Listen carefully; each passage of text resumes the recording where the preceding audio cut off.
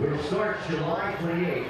They practice hard, they play great, they represented Lexington County, their community as well. They ask for your support in helping with travel expenses. They'll be at the front gate as you leave tonight, accepting your contributions. They also ask that you keep them and their families in your prayers as they travel to Mississippi next week.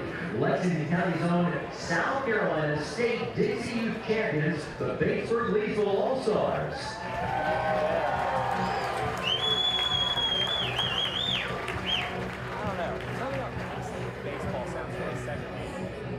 Yeah, Dixie Youth Baseball. I thought it was called something else. Yeah, I think Little League is more appropriate. I don't know. Which, like, it's weird. Little League's like trademark. Like, that's their coach bench. Little League is like Little League. When I played, it was like, gosh, I played in Jamestown, Tennessee. They didn't have like a Little League umbrella. They played technically under the Cal Ripken umbrella. Yeah, that's Ask Elijah to turn the you trying to film it. Towards the field.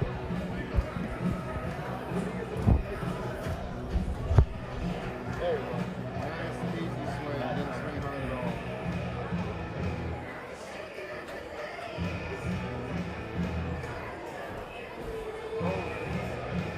Crowd's like it.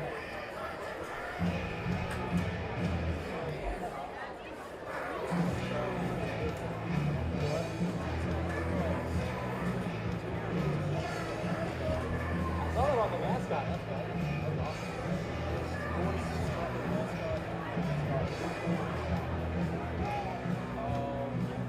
That's the real.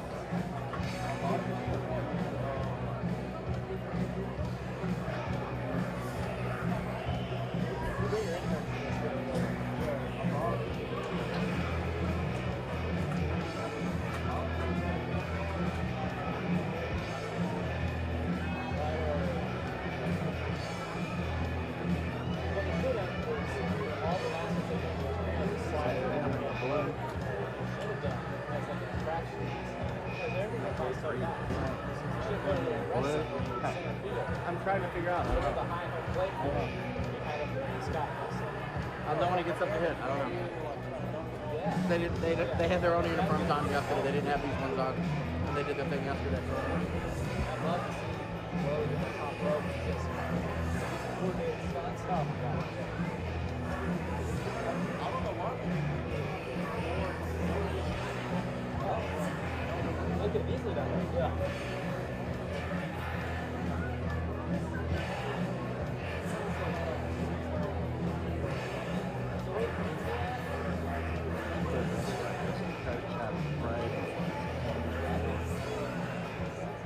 I mean, they can if they want.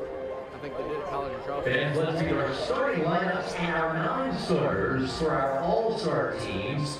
First, the East All-Star roster, beginning with our non-starters. From VMI, representing Tri-City, number 28, Cole Garrett. From Cincinnati, representing Holly Springs, number 47, Joshua Cross. From Alabama, Huntsville, and representing Wilmington, number 2, Carson Vieira. From Central Arkansas, representing Wilmington, number 13, AJ Mendolia. From Villanova, representing Wilmington, number 11, Cam Hassert. From Howard and representing Peninsula, number 9, Henry Garcia. From East Carolina and representing Wilmington, number 21, Luke Nowak. From Toledo and representing Wilson, number 1, Scott Magwitz. From Francis Berry and representing Florence, number 20, Noah Stout. From St. Joseph's and representing Holly Springs, number 19, Ryan Bavolo. Pitchers on the East roster. From West Texas A&M and representing Wilson, number 14, Reese Miller. From VMI and representing Peninsula, number 1, Trey Morgan. From Norfolk State and representing Peninsula, number 35, Dalton Burrow. From Delta State and representing Warren City, number 32, Stephen Lacey. From Columbus State and representing Holly Springs, number 20, Leo Gianotti. From Little Ryan, representing Wilmington, number 31, Andy Cook. From Felicia, representing Wilk Peninsula, number 18, Michael Caldone. And representing Shawan, from Wilson, number 23, Shane Radmacher.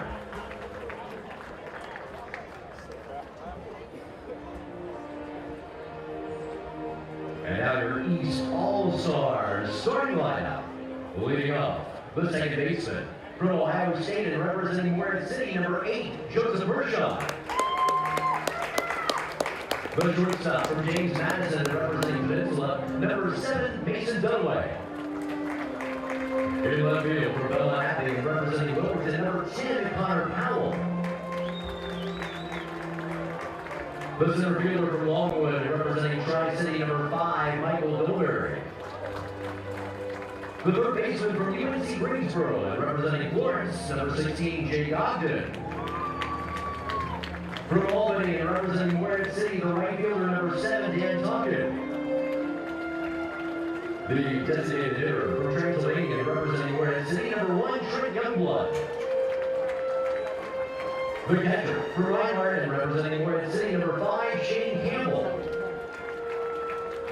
From Mercer and representing Florence, the first baseman, number 19, Reed Brown.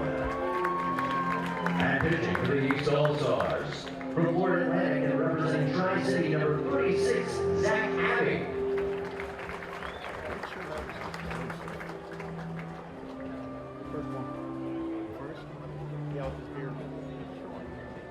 And advance now your Western All-Star lineup. First, our 9 starters. From NC State and representing Florida City, number 33, Andrew Lampier. From Lenore Rhine and representing Ashboro, number 35, Tyler McGee. From Clemson and representing Lexington County, number 19, Cooper Blauser. Blauser's son. From Greenville and representing Lexington County, number 5, Zach Cowers. From the College of Charleston and representing High Point Thomasville, number 24, J.D. Suarez. From Mercer and representing Macon, number 1, Antonio Brown. From Washita Baptist and representing Florida City, number 11, Gene Allen. From Liberty and representing High Point Thomasville, number 1, Kane Kepler. From Mercer and representing Macon, number 32, Jackson Sherry. And from Bowling Green and representing Martinsville, number 2, Adam Fallon. And now the pitchers on the West All-Star roster. From NC State and representing Ashboro, number 8, Wayne Scott. From Ball State and representing High Point Thomasville, number 20, Merritt Beaker. From Green Harbin and representing Florida City, number 16, Colton Hunt. From North Carolina Wesleyan and representing Boone, number 3, Darius Butler. From Point Loma and representing Macon, number 33, Maxwell Montplaisir. From USC Aiken and representing Lexington County, number 12, Cade Bognites. From South Alabama and representing Macon, number 22, Logan Wash. From St. John's and representing Martinsville, number 22, Timothy Cunningham. And from NC State and representing Ashboro, Jacob Diaz.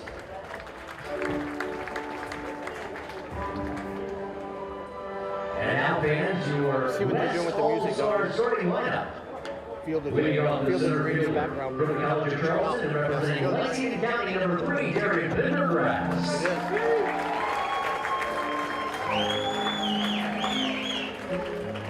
The left fielder from the State College of Florida and representing High Point Thomasville, number 9, Austin Deering. Catching from Presbyterian, representing Lexington County, number 1, Ryan Oots. At first base from Campbell and representing Forest City, number 18, Dylan Coos. From North Carolina Wesleyan and representing Boone, right fielder, number 10, Tyson Bass.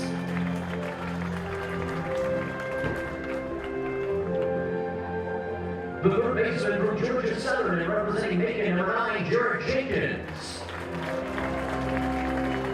At shortstop from Butler and representing Martinsville, number 8, Carter Doherty.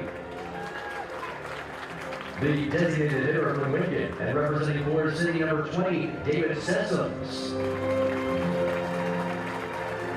The second baseman from UNC Pembroke and representing Boone, number 24, Carlos Amasita.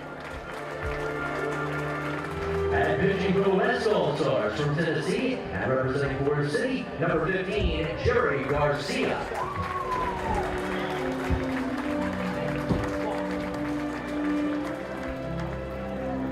Manager coaches for tonight. In the East, from Morehead City, Sam Carroll. From the West, from Forest City, Connor Daly. And manager honorary coaches for tonight, 2 Major League Baseball veterans, Mark Reynolds and Jonathan Johnson.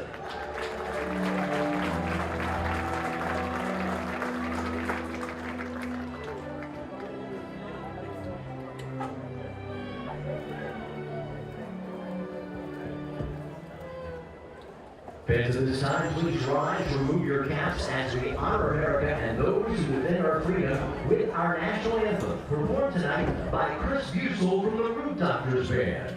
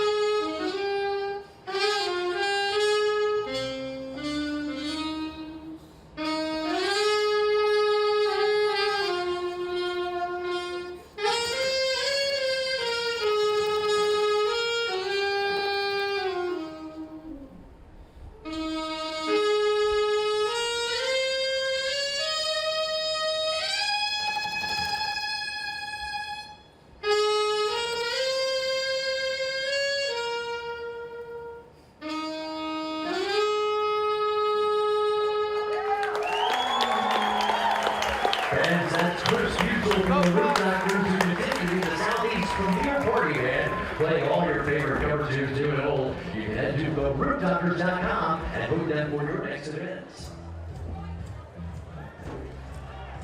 Good evening, ladies and gentlemen, and welcome to Lexington County Baseball Stadium. On behalf of friends old and new, welcome to the 2023 Coastal Plain League All-Star Game, the 24th iteration of this fantastic event across what the CPL has become. My name is Noah Adcock-Howarth.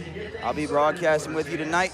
If you were with us last night for the Home Run Derby, we appreciate you coming on. But this one, 9 innings of real baseball, the best of the best among the 14 teams across the CPL's 2 divisions. It'll be the East against the West. First, the lineup for the East, who are the visitors on the scoreboard. Joe Mershon leading off at second base from Morehead City. Mason Dunaway, the shortstop from Peninsula, hits behind him, followed by Connor Powell, the left fielder from the Wilmington Sharks. Michael Dolberry, we saw him in the Home Run Derby last night. He'll be in the center field slot hitting cleanup from the Tri-City Chili Peppers, followed by Jake Ogden of the Florence Flamingos, who will play third. Dan Talkin was voted in as a designated hitter, but he will play right field tonight for Morehead City. He flip-flops with Trent Youngblood, also of the Marlins, who was slated to be an outfielder, but due to some injury issues, he'll be the DH. Shane Campbell's behind the plate, also from the Marlins, who were the first half Eastern Division champions, and Reed Brown from the Florence Flamingos will play first and round out the lineup. 9 pitchers on each side, So you'll only see everybody for an inning, but the starter for the Western Division is Jerry Garcia from the Forest City Owls, a freshman from the University of Tennessee. He's got that Power 5 pedigree, and he's been very strong this summer. 6 games, almost 30 innings, a 4.24 ERA with 27 strikeouts, 3-1 in his 6 starts. The team is 4-2. Coming off a couple slow outings, he only needs to get 3 outs here, but he's going to have to face an offense that's powerful up, down, and across the bench. Sam Carroll, the head coach for the East, out of the Morehead City Marlins, who won the first half. In the West, it was the Forest City Owls who won the first half of the summer, and thus Connor Daly takes the helm in the home dugout. Breeze has been up and down tonight, but blowing out to left center when it goes. It's 302 to right, 318 to left, and 394 to center, mimicking Fenway Park, Yankee Stadium, and Wrigley Field in that order. Home plate to the backstop, 55.5 feet. That's for Dodger Stadium. Nothing but history across the dimensions here at Lexington County Baseball Stadium. And just a couple minutes past when we thought at 7:12, we are about ready to get going. Joe Mershon, the second baseman, locks up and gets ready to go from the left side. Garcia fastball, slider, change up. He'll sit 89 to 91. We've seen him a couple times already here at Lexington County Baseball Stadium. And Mershon waves and misses. We're going to get going. That one 90, 17 inches of arm side run, 14 inches of sink for the big righty out of Tennessee. He'll pound the zone. We've seen him do it. Mershon from the left side. Ryan Oots, the catcher. That one hits off the glove of the Blowfish backstop. Change up above the zone, count 1-1.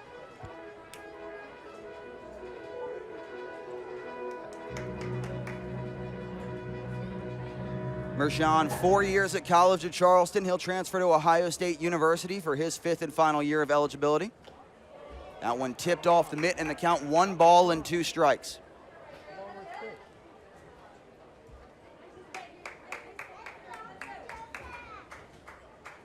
Braden Caton, the Blowfish bat boy, runs that one down behind home plate. Mershon looking to get the East started. Wind has already picked up, going to the opposite field for the lefty. Garcia coming home and fouled straight back. So Mershon staying alive. Velo strong for Garcia, 90-91 all ready to start. And Garcia, this is his last outing of the summer. After this, he's shut down by the volunteer coaching staff, so he can really empty the tank here. 1 ball and 2 strikes, still the count. Garcia shakes twice, big leg kick, and skied backwards once more.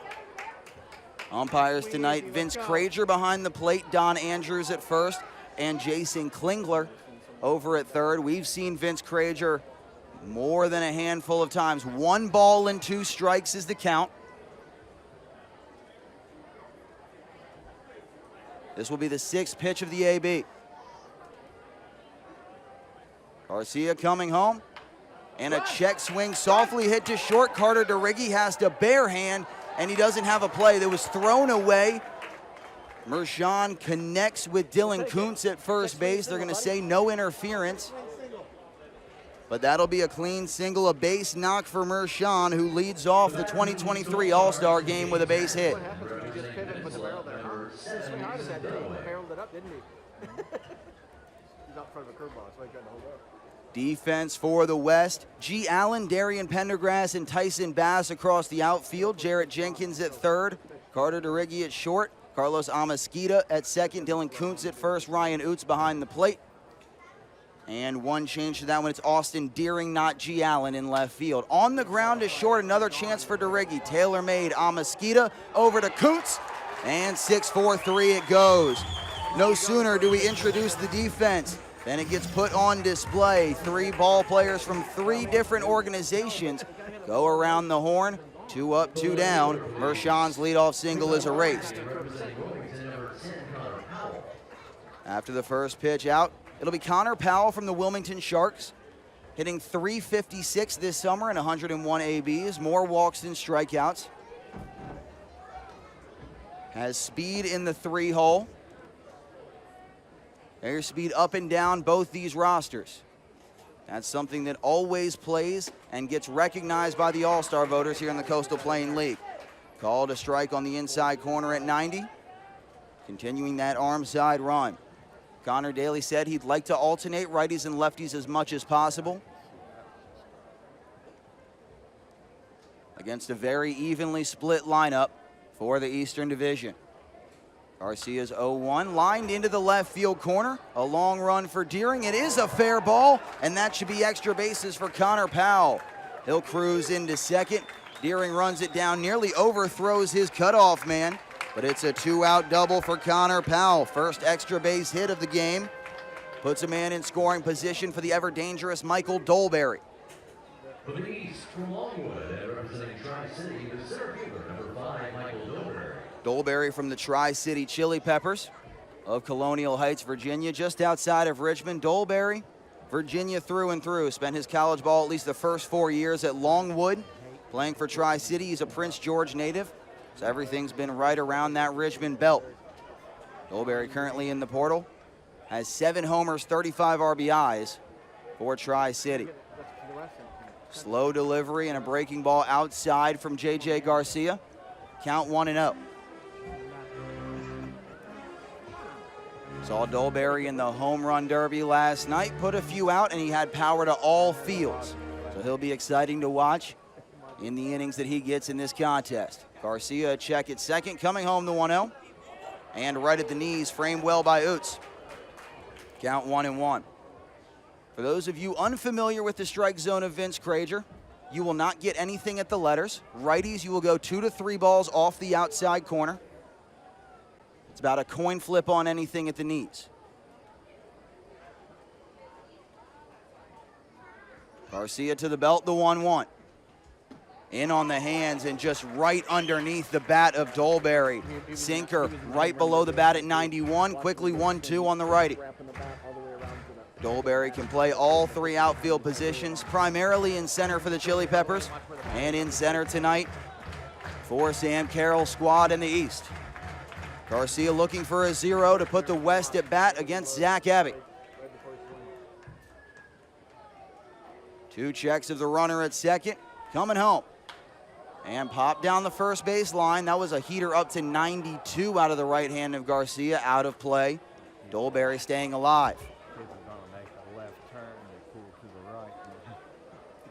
Garcia's been a key reason for why Forest City was able to clinch the first half of the Western Division. Won the West by a game and a half over top of the Macon-Bacon and Lexington County Blowfish. So they guaranteed themselves not only a playoff spot, but home field advantage for game 1 of the divisional round. The team who wins the second half will get game 2, and game 3 will go to the team with the higher overall season record. 1-2 to Dolberry. Runner goes from second. Driven out to right field towards the short porch, but at the track, Tyson Bass, and he makes the play. Always hold your breath when it's only 3-0-2 to right field, but Tyson Bass runs it down. 2 hits, but a key double play, and J.J. Garcia starts us off with a 0. Darian Pendergrass leading off for the West. It'll be Zach Abbey on the mound as we get going here early at the 2023 Coastal Plain League All-Star Game. 50-50 raffle tonight. You can buy tickets from Fan Services on the Cowboys or from our ushers around the stadium. We'll announce our winner in the middle of the 8th inning. Speaking of winning, you get the chance to sign up to win the Baseball Miracle of the Split at 6 at Townie Townsend. This is a book, a great book, written by Patrick Montgomery about heartbreak, inspiration, and how inspiring baseball can be. Patrick Montgomery's written a behind-the-scenes story of a coach and Tidewater Split at 6, including David Wright, Ryan Zimmerman, Mark Reynolds, Justin Upton, B.J. Upton, and Michael Dyer, who all played summer ball together in Virginia. Tonight, one of those players is here as an honorary coach of the CPL All-Star Game. He played 13 years in the majors, hit 298 home runs during his career. That, of course, is Mark Reynolds. Mark has autographed this book. You can win. Sign up at Fan Services. We'll announce the winner after the 7th inning.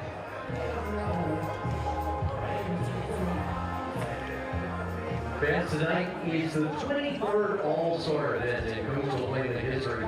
And that time, just over 40 CPL All-Stars have gone on to play in majors. That's an average of 2 per All-Star game. Names like Ryan Zimmerman, Kevin Euclid, and Al Baum, Western CPL All-Stars. Lexington County Blowfish are the host team tonight. They're in the Western Division, and as such, the CPL Western All-Stars will be the home team for tonight's contest. Lineup for the home side, Darian Pendergrass from the Blowfish is in center. Austin Deering from the High Toms is in left, followed by Ryan Oots, the Blowfish backstop hitting third. Dylan Kuntz leads all of the CPL in homers and RBIs. He's at the cleanup spot. Tyson Bass from the Boone Bigfoots hitting fifth in right. Jarrett Jenkins of the Bacon at third base, and Carter DeRiggi of the Martinsville Mustangs at short. That's 6 and 7. David Sessoms from the first place Owls as the DH, and the lineup rounds over with Carlos Amasquita from the Boone Bigfoots at second base. The first 3 men at minimum will take on Zach Abbey, sophomore from the Tri-City Chili Peppers, out of Division II Northwood University.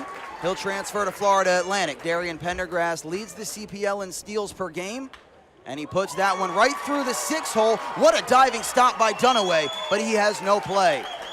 Mason Dunaway, fantastic range to even knock that down, but Darian Pendergrass on with a steal. And if you haven't seen Pendergrass play, I regret to inform you that he might be going. Pendergrass, 75 steals and 77 tries in 2 years at Spartanburg Methodist. 27 steals in 21 games for the Blowfish. They'll pick over to check on Pendergrass, a wise idea. The man at the plate is Austin Deering from the High Point Thomasville High Toms.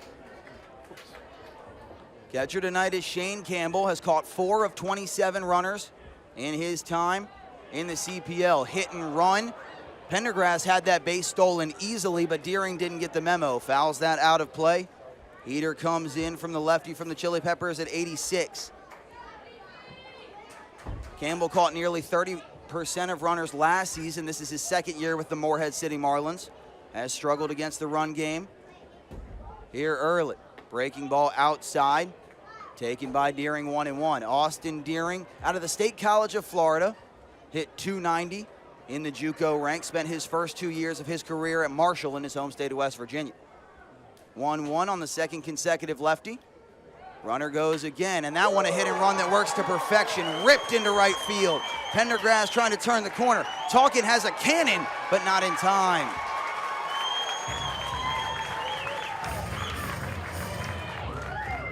Dan Talkin showing off the absolute laser in right field. But Jake Ogden, the third baseman from Florence, he came up and met that ball rather than trying to let it travel. Pendergrass slides around him. Back-to-back singles to start it off for the West. Defense for the East. Across the outfield, Connor Powell, Michael Dolberry, and Dan Talkin. Jake Ogden at third. Dunaway at short. Joe Mershon at second. And Reed Brown at first. Shane Campbell doing the catching. This is Ryan Oots. Lexington County Blowfish catcher. Made the All-Star game last year for the Blowfish as an outfielder. He plays everywhere. The count 1 ball and no strikes. Yeah, he'll probably come out and switch it over or whatever. Probably. That was a change-up outside. Fastball slider change for Abbey. Heater below the knees at 87. Great sink from the left side. That one 24 inches of induced vertical break. Ryan Oots leads all catchers in the CPL in both homers and RBIs. 6 bombs, 19 driven in for the third-year man from Presbyterian. Deering at first, Pendergrass at third, and Oots can't lay off. Chasing on the outside edge, back-to-back heaters away from the bat, 1 and 2. Oots, a lot of ways to be productive if he can put this in play to give the West an early lead. See if Deering wants to take off. There he goes, and pops straight back. Oots got a center cut fastball at 88, just underneath it, and spoils it up and over the netting here at Lexington County Baseball Stadium. Full house with more still coming in as we get going in the bottom of the first. Dylan Kuntz on deck. 3 of the first 4 batters for the West hitting from the left side. 1-2. Oots takes a breaking ball, called strike 3 on the inside corner. Abby got ahead, and it was perfectly located. For the West, from Campbell, representing Florida City, number 18, Dylan. Zach Abby, 5 games for the Chili Peppers, a 1.7 ERA, 26 Ks in 26 innings. He struck out 60 in 52 2/3 for the Northwood University Timberwolves out of Midland, Michigan. Future FAU Owl looking to walk the tightrope. 2-on-1 out for Dylan Kuntz. First pitch slider called a strike, 0-1. Kuntz from the Campbell Camels, hitting .327, 10 homers, 45 RBIs for the Forest City Owls. Breaking ball at the top of the zone. The throw is on target, and out is the call. Deering can't believe it. It very clearly looked to the naked eye like he got the foot on in time, but no dice, says Jason Klingler, the only umpire who's exclusively of the Eastern Division. Deering caught stealing. Good throw there from Campbell. It was Mason Dunaway's clean tag that sold it and got Klingler to call him out. Now 2 outs with a man at third. 1 ball and 1 strike is the count on Dylan Kuntz. Waves at that one, maybe it was 0-2, and it doesn't matter now. 88 right past the bat. 2 Ks and a caught stealing, shut it down. Zach Abby works around early danger, and each starting pitcher posting a 0. This is going to be a defensive-heavy game and a pitcher's duel until one reliever lets it up. We'll turn it over to the pen. After 1 at Lexington County Baseball Stadium, we have no score. You're listening live on FloBaseball and BlowfishRadio.com. Josh Murray. Congratulations, Josh Murray of Life Fan Services, and you can pick up your free car wash. Congratulations from Marty's Car Wash. Fans, make sure you stop by Souvenir City on the concourse. Check out all the new Blowfish team wear. You can head on down, pick up your Blowfish apparel before you leave to head home tonight. DNR Construction, a proud supporter of Blowfish Baseball. DNR, family owned and Midland's leader in site work for public and private sectors. That's sweet. Call Daniel at 513-5327. Yeah. I don't know which team that is. Fans, our friends from Lexington County EMS remind you of the importance of hurricane safety. This hurricane season, know your hurricane risk. They're not just a coastal problem. Find out how rain, wind, water, even tornadoes can happen inland from where a hurricane or tropical storm makes landfall. If you need more information, go to their website.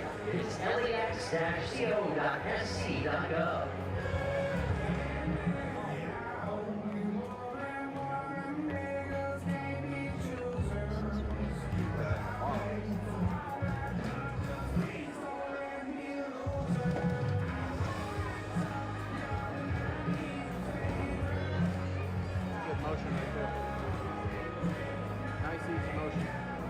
Fans now entering game to pitch for the West from NC State and representing Ashrow, number 8, Wynn Scott.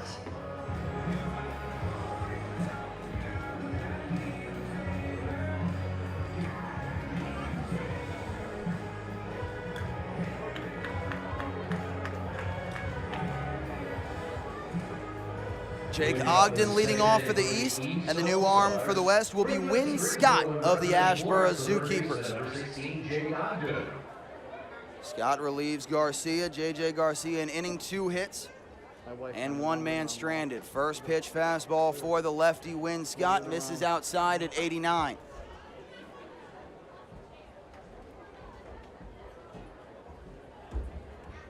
Scott working against a fly ball off the bat of Jake Ogden, who's tonight's third baseman. Darian Pendergrass makes the call and makes the catch. Ogden is set down. Scott, the fewest appearances of any All-Star, just 3 games played, including none since July 1st. But in those 3 games, a 1.62 ERA in 16 2/3. Now he'll face Dan Talkin, lefty from Morehead City and from Albany. Currently in the portal after just 1 year with the Albany Terriers. Spent his first 2 years at the JUCO ranks. Softly hit to short. Tough play for DeRiggi, and he makes the play on the run. Carter DeRiggi, the shortstop out of Butler. Charging in and firing across the diamond. Kuntz with a good stretch. 2 up, 2 down on just 3 pitches for Wynn Scott. Number 1, Trent Youngblood. 3 straight 89s on the fastball for Wynn Scott. He's been consistent. Flipping it over to yet another Morehead City Marlin. 2nd out of 3 consecutive and 3rd overall tonight. Trent Youngblood from Division III Transylvania University in Kentucky. Beautiful slider. 15 inches of sweep at 78 for Wynn Scott. Quickly 0-1 on the DH. Youngblood voted in as an all-star outfielder. Been dealing with some bumps and bruises. He's the DH slot. Deregi out beyond short, a leap and a dive, but he can't make the play. Trent Youngblood floats it over the head of the shortstop, Deregi, who's been active in his first 2 innings of work. And it's the 3rd hit for the East. Morehead City batters now 2 for 3. The East is now 3 hits, and we will quickly have a change. Trent Youngblood turns it over to a pinch runner, Noah Stout from Florence. Pinch running at first base for the East from Francis Marion, and representing Florence, number 20. Yeah, he might be running for the catcher too, because they let him run for the catcher and maybe in the Stout comes in as the designated hitter. We knew it was a lower body injury for Youngblood. He goes 1 for 1, and his all-star experience is over. Noah Stout will be the new DH from the Florence Flamingos. He spent the last couple seasons at Florence Darlington Technical College, and he'll stay in Florence to play for Francis Marion University. Unlike most catchers, because he's so fast, they hardly ever pinch run for him, so he actually gets to learn how to run the bases. In college, guys. Stout, decent speed. The batter is Shane Campbell, the catcher from Morehead City. Takes a first pitch fastball, or excuse me, changeup, a ball off the outside corner, but called a strike by Vince Crager. 0-1 on the righty, Campbell. The backstop from Reinhardt University, a 4th-year sophomore. Off the outside corner, 1 ball and 1 strike for Scott. 88-89 with the fastball. Campbell originally out of Winnipeg, Manitoba. One of 2 Canadians in the league, along with Francesco Barbieri of Florence. 2 years at Reinhardt, NAIA in Georgia. After his first 2 years in stateside baseball, was at Southeastern Community College in Iowa, where he hit 298 in 39 games. Hit 258 for Reinhardt this season, 255 with 6 RBIs and 20 walks for the Marlins this summer. 2-1 on the backstop. Stout a short lead at first. Guided to right field. Bass back towards the track, and for the 2nd inning in a row, Tyson Bass makes the 3rd out of the inning. Another man stranded for the Western side pitchers. Wynn Scott puts up a 0. And we head on to the bottom of the 2nd. Tyson Bass will lead off as he looks for the first run of the ballgame. South Carolina State Credit Union has your back. For a chance to win a $25 Visa gift card, head down to the SC State Credit Union tent with proof of your membership.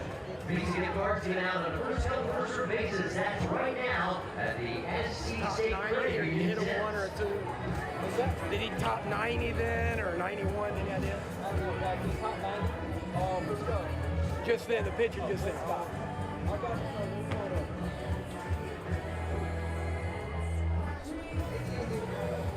Thanks.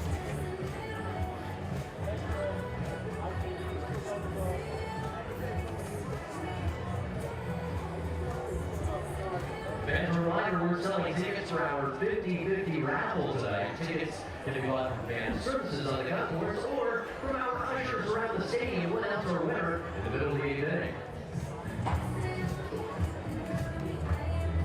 It's a pretty good crowd.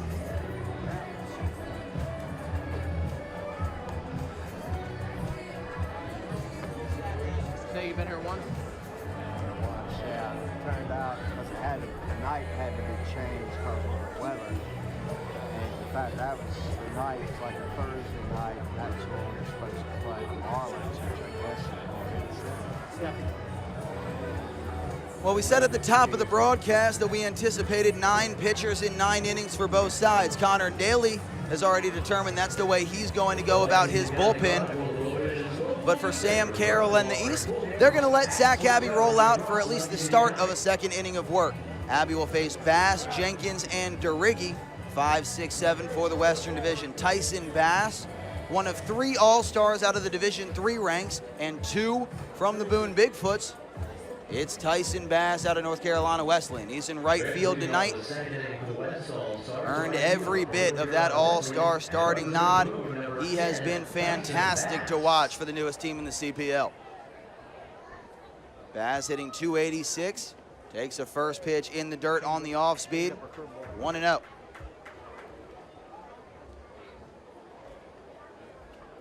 Bass hit .329 for the Battling Bishops of NC Wesleyan. Cooled off slightly in his last few games. That has dropped that average below 300, but he has been strong nonetheless. Changeup called a strike, 1-1. High spin change at 84 for Zach Abbey, but he has 3 good offerings. Fastball's been 86 to 88, 1-1. Breaking ball way out in front there for Tyson Bass. Looks like Max Montplaisir getting loose for the 3rd inning for the Western Division. Count 1-2 on Bass. Abbey in his 2nd inning of work has that one fouled straight back. Heater at 88 from the left side.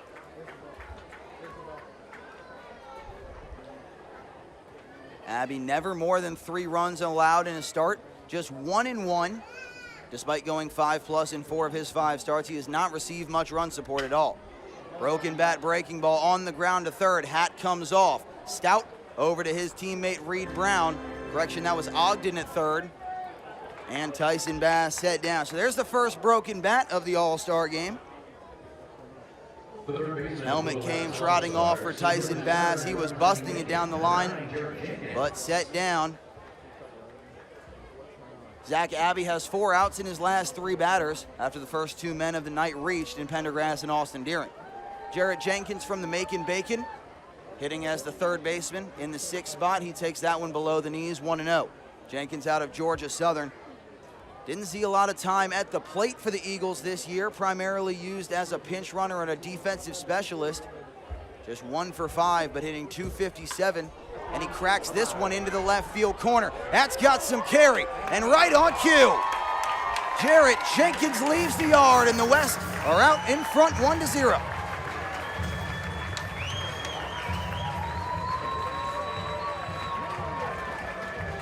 The first homer of the All-Star game belonged to the Macon Bacon. 89 off the bat, got jammed slightly, but with the breeze blowing that direction, 359 is your distance to the base of Home Run Hill. The West loves it. They all come together and celebrate. 1-0 for the home side. That last by Jarrett Jenkins representing Georgia Southern and Macon. Jarrett Jenkins makes it 1-0, and now it's Carter DeRiggi from Martinsville. Carter DeRiggi, the sophomore from Butler in Indianapolis. Takes a first pitch breaking ball, called a strike, 0-1 on the starting shortstop for the Western Division. DeRiggi hitting .340, 34 of 100. Nice round number in his first time below the All-Star break. Another guy with more walks than strikeouts. Patience, speed, and RBIs have been the 3 criteria that have really been rewarded by voters and the league officials alike. 0-2 on DeRiggi. In his first year with the Butler Bulldogs, spent his freshman season at Lafayette College in Pennsylvania, and down on 3 pitches. That's how you bounce back from a solo shot. 88 away and painted. Gets DeRiggi chasing on 3 pitches. Zach Abbey gets his 3rd strikeout of the night. David Sessoms, the designated hitter from Forest City, will swing in the 8-hole. And all these guys right here behind us.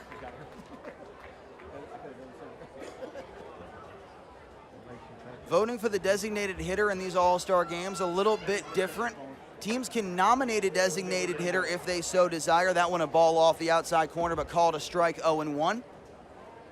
Of the 4 players that were listed under the voting category of the Western Division DH, 3 were from Forest City. David Sessoms, the only one voted in, as the league can also select players that did not receive enough votes from other positions. That's how you get the other 2 DHs. But Sessoms, the starting DH, he's behind 0-2. Abbey working away, comes back to the inside corner, and he locks up David Sessoms. So Zach Abbey gives up the solo blast off the bat of Jarrett Jenkins. But the next 6 pitches, all right there in the zone. Jenkins with his 2nd homer of the summer, first here in Lexington County, and he puts the Western All-Stars in front, 1-0 after 2.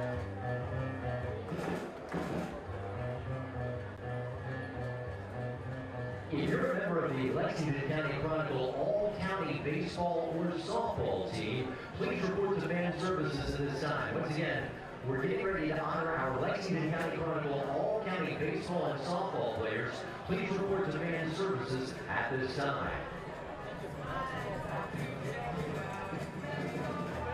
As we continue to honor groups at the ballpark here tonight, Lexington Newcomers Club and Batesburg Leesville Dixie Youth Team. Tonight's FloBaseball Bounty announcement presented in part by Walker Law.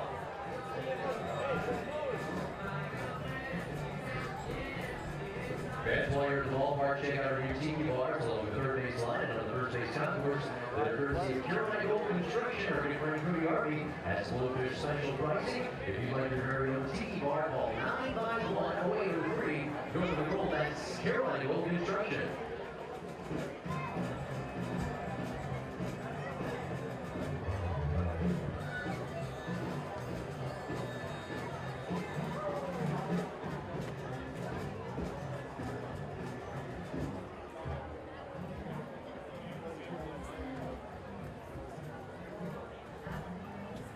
Now on the mound for the West. From Point Loma and representing Macon, number 33, Maxwell Montplaisir.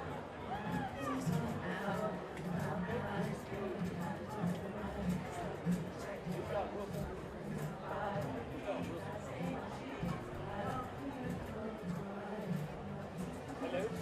1-0 for the West. Through 2 innings, Noah Adcock Howarth with you on Flow Sports and Blowfish Radio. 9-1-2 for the East. Reed Brown leading off against Maxwell Montplaisir, the righty from the Macon Bacon out of Point Loma Nazarene University in San Diego. Montplaisir has been the #1 starter for the Bacon since about the 2nd week of the season. He has established himself as a dominant force. 7 games, 30 innings, an even ERA of 3 with 34 strikeouts. Watching the games when you're there? He's 1-1, no decisions in his last 3 outings. Seems to give them a chance every time he's on the mound. First pitch fastball above the zone to Reed Brown, first baseman out of Mercer, who takes it up at an even 90. Brown, a 2nd-year Flamingos player. Starting at first base, one of 3 Flamingos in this All-Star game. Chop foul, 1-1. Brown hitting .260 with 15 RBIs. Hit .289 for the Mercer Bears in his first season with the team after 3 years at Austin Peay University in Clarksville, Tennessee. Brown 1-1 against Montplaisir, the Bacon and Flamingos. 2 teams very familiar with each other. See each other quite often in interleague play. Owned by the same parent company, so there's a lot of similarities between these 2 teams. Count 1-2 on Reed Brown. Brown and the East looking to answer. Joe Mershon on deck. Target at the knees from Ryan Oots. Fastball poked up the middle, over the head of Amasquita. And it's the 4th hit of the night for the Eastern Division. Reed Brown gets on the board. And the lineup flips back over to Mershon. Mershon, a Carolina native out of Taylor, South Carolina. Hit .279 for the College of Charleston Cougars in his final year. Was 2nd team All-Conference last year. 1st team and All-Rookie team back in 2021. As a redshirt freshman, of course, everybody got the COVID year back in 2020. Mershon currently top 5 in the CPL in average among active players. Led off the ball game with an infield single. And swinging at the first pitch for the 2nd AB in a row. Mershon staying aggressive. Montplaisir's fastball has consistently been right at that mark of 90. 191 on the gun so far. Tying run at first in the form of Reed Brown. Mershon, no stranger to moving the ball across the ballpark. Just 1 homer, but 22 RBIs this summer. He can find a gap real quick. Change up to the outside corner, called a strike on Mershon, right on the edge, on the TrackMan K zone. Second year that the CPL has been partnered with TrackMan in all 14 home stadiums. So not only do we have all the data on velo, exit, launch angle, and everything else, we also have that K zone. Helps us keep the umpires honest. 0-2 on Mershon.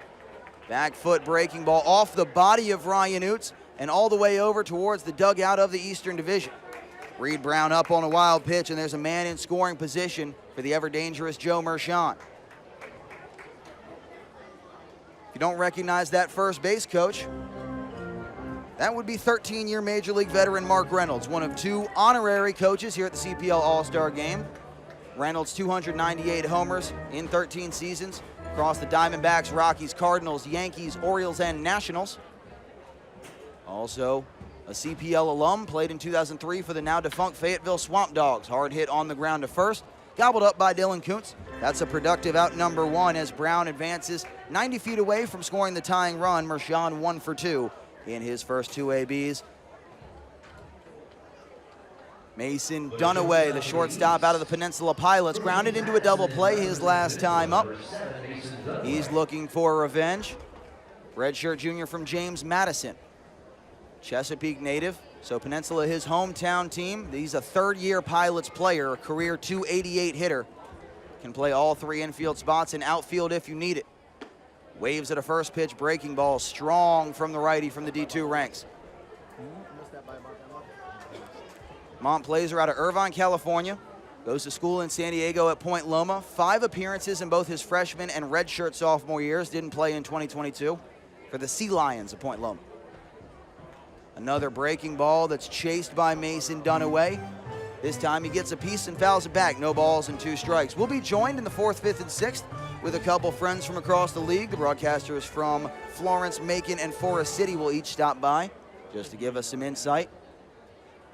Here on FloBaseball, Mont Plaisir 34 Ks this summer, had 10 Ks in 7 innings for the Sea Lions, looking for his first of the night.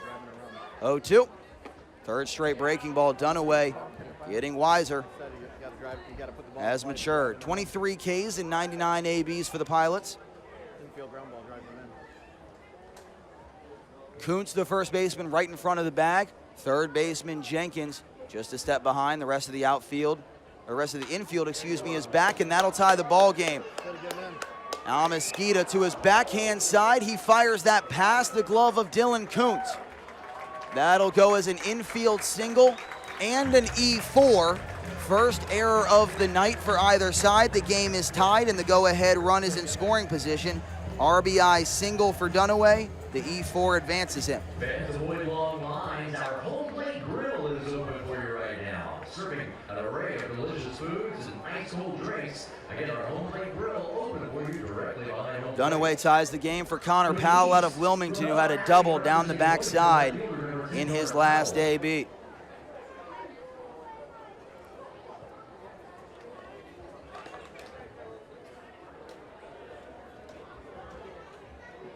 Infield shifted to the pull side on Powell. Outfield straight up after seeing what he did in his first AB. Target away, and Mont Plaisir paints it 0-1.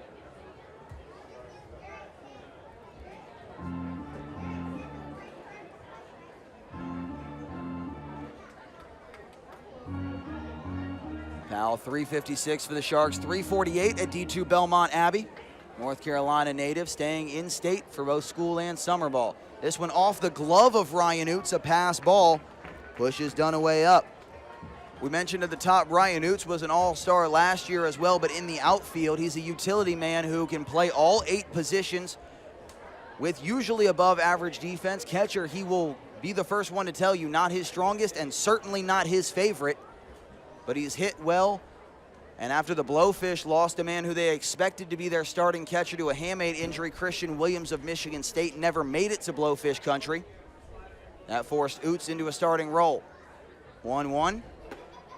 Inside corner, that one framed by Oots. At 90, a ball off the inside corner, but called a strike, 1-2. Zone's been big but consistent for Vince Krazier behind the dish. Powell with an RBI spot and a lot of ways to do it. Driven home 14 for the Sharks.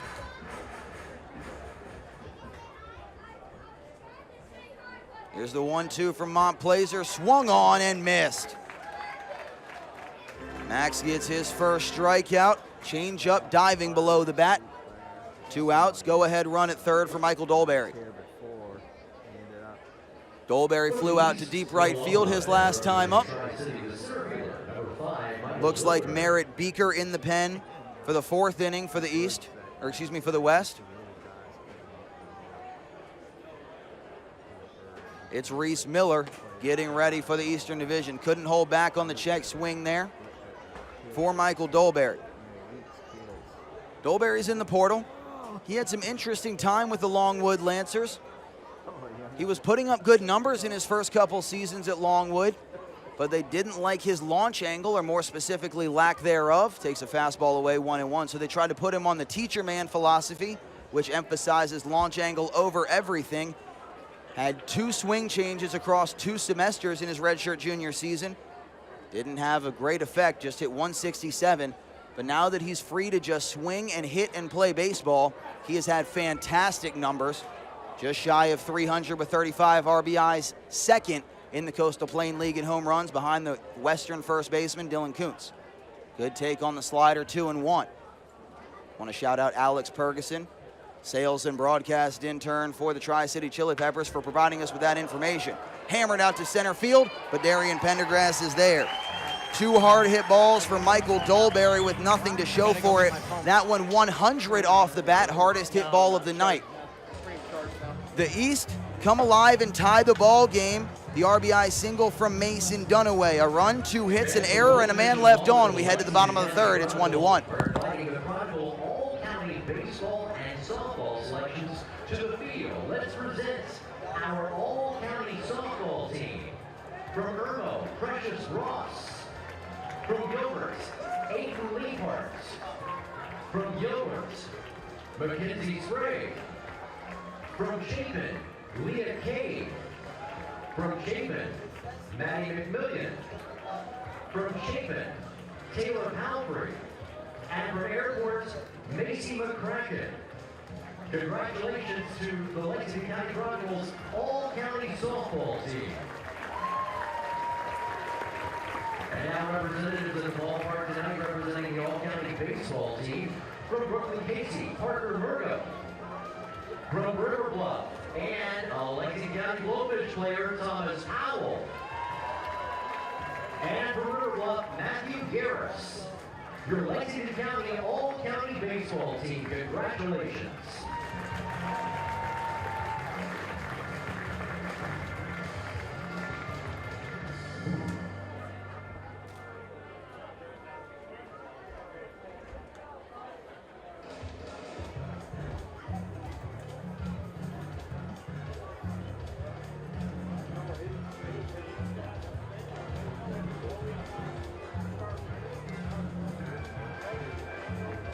Reds now entering the game to pitch for the East.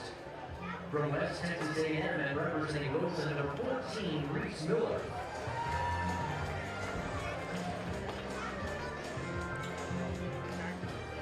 Two strong innings for Zach Abbey. 3 hits, a run, 3 Ks without a walk.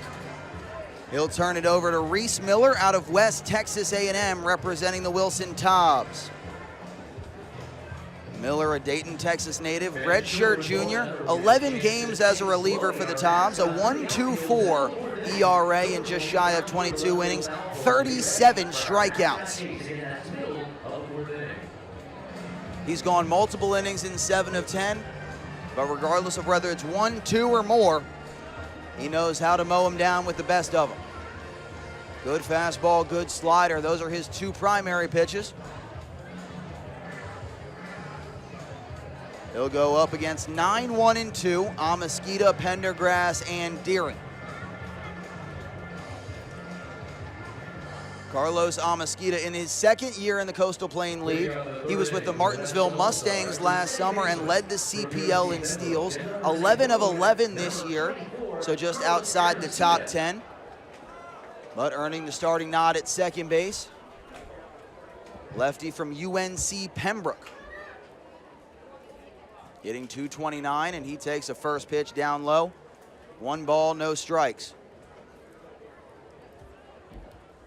That slider, 21 inches of horizontal movement, 9 inches of sink.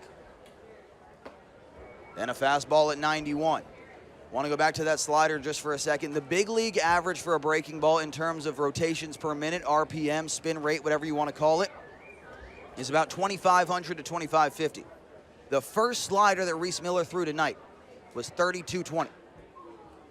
And there's a change up, foul backwards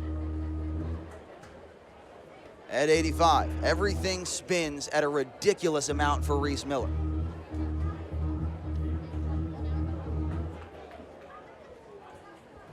Amasquita behind 1-2. The lefty from the big foots looking to start off the third. Check swing on a slider. They will appeal, and Jason Klingler said he did not go. Miller 77 Ks in 61 innings at West Texas A&M as a fifth-year junior. Started his career at Hill Junior College in Hillsboro, Texas. 2-2, backdoor breaking ball. Not quite enough on the comeback. Shane Campbell went out to meet it, then tried to bring it back into the zone. 2 balls off, 32-65 on the spin rate. Full count delivery, backdoor breaking ball. This time it's got enough leg. Painting the outside edge, right to the corner of the track man, and Reese Miller starts his night with a K. Lineup flips back over. It's Darian Pendergrass.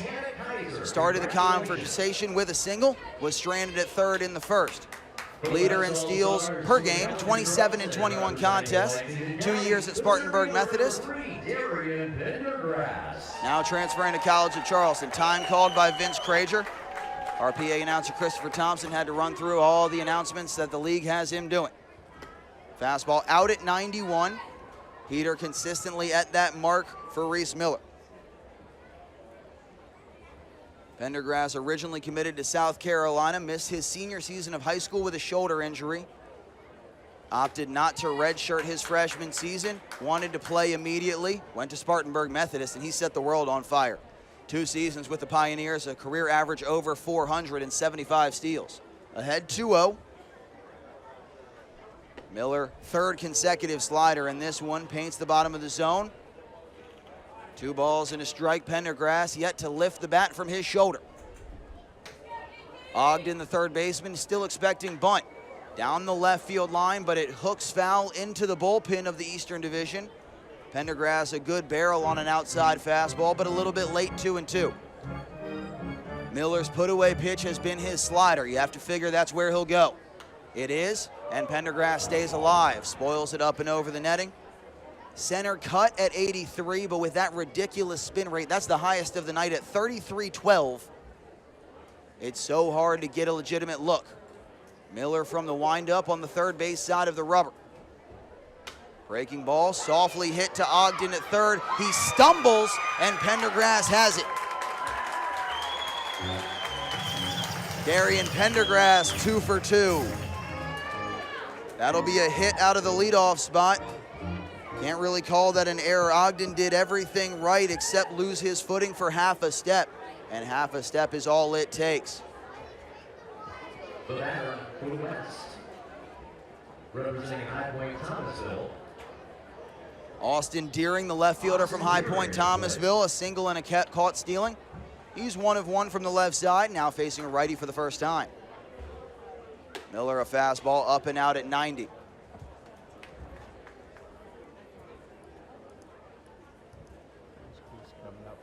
Fastball 90-91 for the West Texas product. Out of the stretch for the first time. Pendergrass, there he goes, and now he shuts it down. Took 2 steps, but a smart slide step from Reese Miller. Makes the count 1-1. Deering hard hit, but late. Back-to-back fastballs for the first time tonight.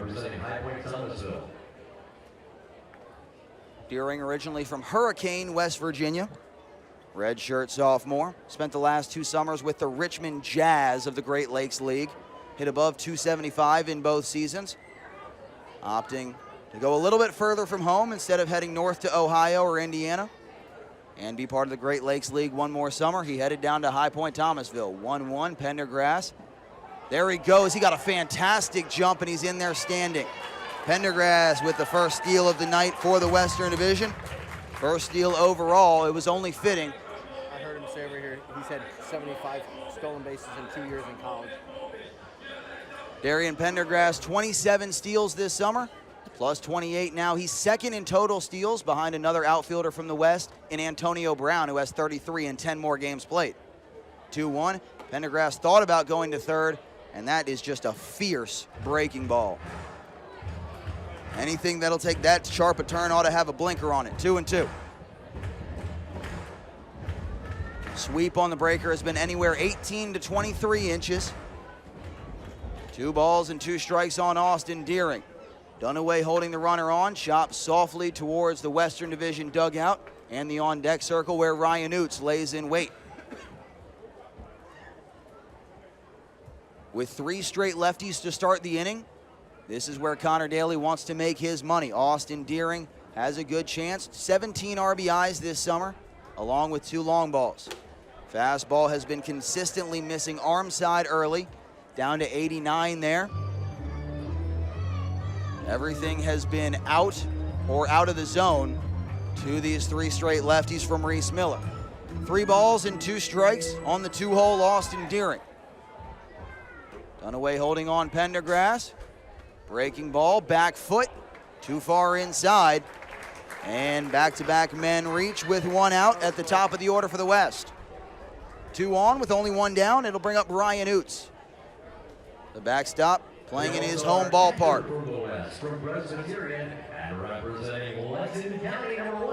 There is not a soul in this ballpark that might be more familiar with this field than Ryan Oots. 2 games as a temp for the Blowfish in 2021, an all-star last year for Lexington County, an all-star again this year, and he played his high school games right here on this field for P27 Academy. Waves at a first pitch slider, couldn't hold back, 0-1. P27 Academy, one of a handful of baseball-based high schools where you get an online education, get the degree through Connections Academy or some other internet service, primarily focused on being recruited. Similar to what IMG has done, but just for baseball. Breaking ball this time, Oots wisens up and makes it 1-1. Seen a handful pop up, and more often than not, those players find their way onto a CPL roster. Pro 5 Academy in Charlotte has done that. Pro 5 just opened a branch campus in Fredericksburg, Virginia. They're in their first year of existence. ASA Academy down in Florida. Fastball misses inside, just a half ball off the inside corner, a little bit too much ASR for Reese Miller. Started off his inning of work with a strikeout looking of Carlos Amasquita, since then an infield single and a walk for the righty. Looking to keep this game tied. Breaking ball in through the front door, had Oots leaning back, and the count is 2-2.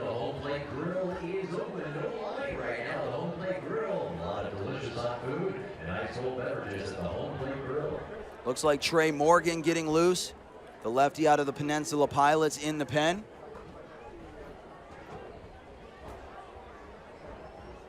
Count 2-2. Pendergrass going.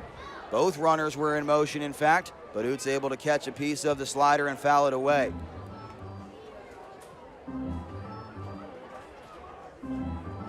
Merritt Beaker will have the top of the 4th for the Western Division. Out of the High Point Thomasville High Toms. As promised, righties and lefties alternating back and forth for Connor Daly in the first few frames. Pitch number 6 of the AB. Mershon holding on Pendergrass, nobody going, and another foul ball.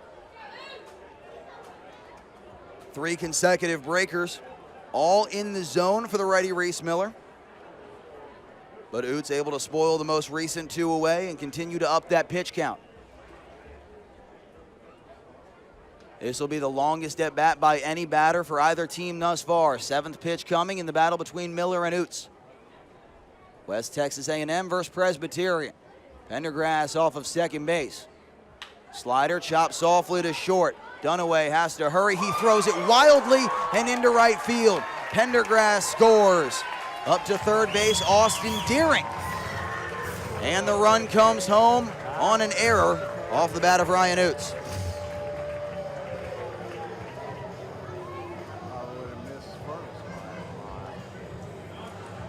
It'll be an unearned run charged to Reese Miller, first error of the night for the Eastern Division.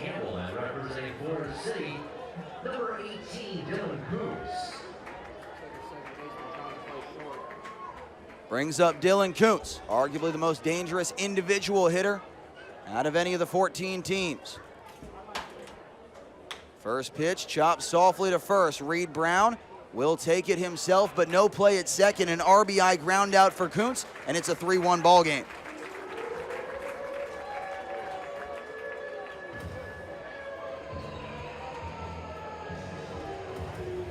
Man at second, 2 runs home. The score, the West 3 and the East 1. Tyson Bass looking to add to that total against Reese Miller. Number 10, Tyson Bass. And time called by Shane Campbell. He'll go out to conversate with Reese Miller, who has thrown a lot of pitches.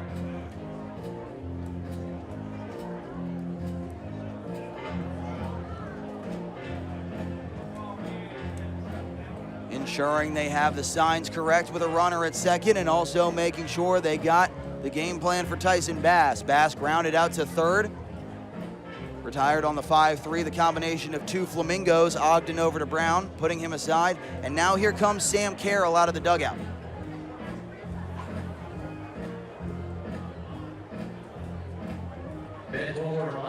Carroll yet to make a move, yet to make a point, but brings the infield in as a whole.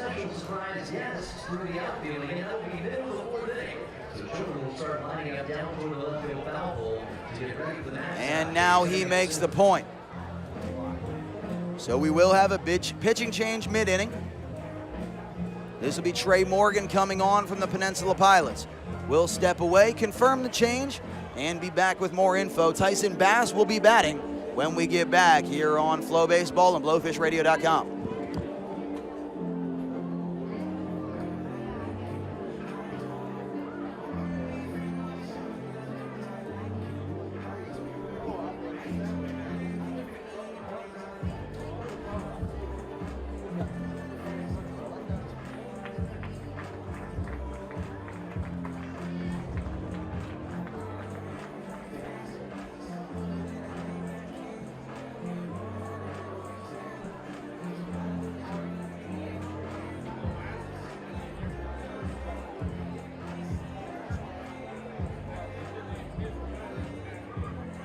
Fans now entering the game to pitch for the East All-Stars from Norfolk State and representing Peninsula, number 35, Dalton Borough.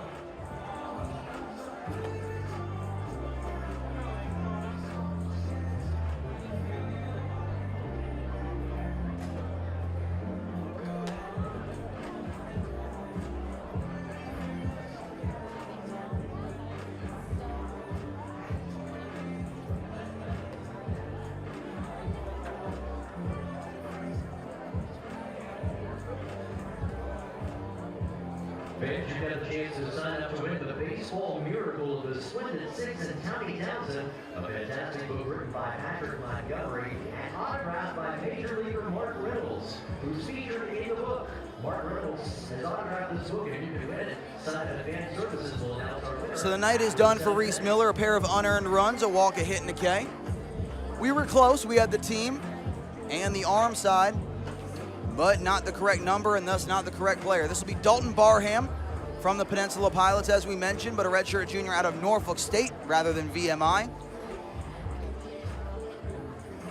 He'll look to end this third inning with 2 runs already home for the West against Tyson Bass. Barham, 10 games, 29 innings, a 2.17 ERA, 31 Ks to just 7 walks. He's been in the zone and he's been efficient after struggling with his command at the HBCU Norfolk State. Barham closed from the stretch. Bass, a check swing and a swinging bunt right along the paint, and it just barely trickles foul, picked up by Shane Campbell. So the count 0-1 on the batter Bass. Fastball at 90 with good sink from the left side. Barham, a redshirt junior from Norfolk. The Pilots have had fantastic pitchers and K's up and down the order, but Barham, the best ERA out of anybody on the staff.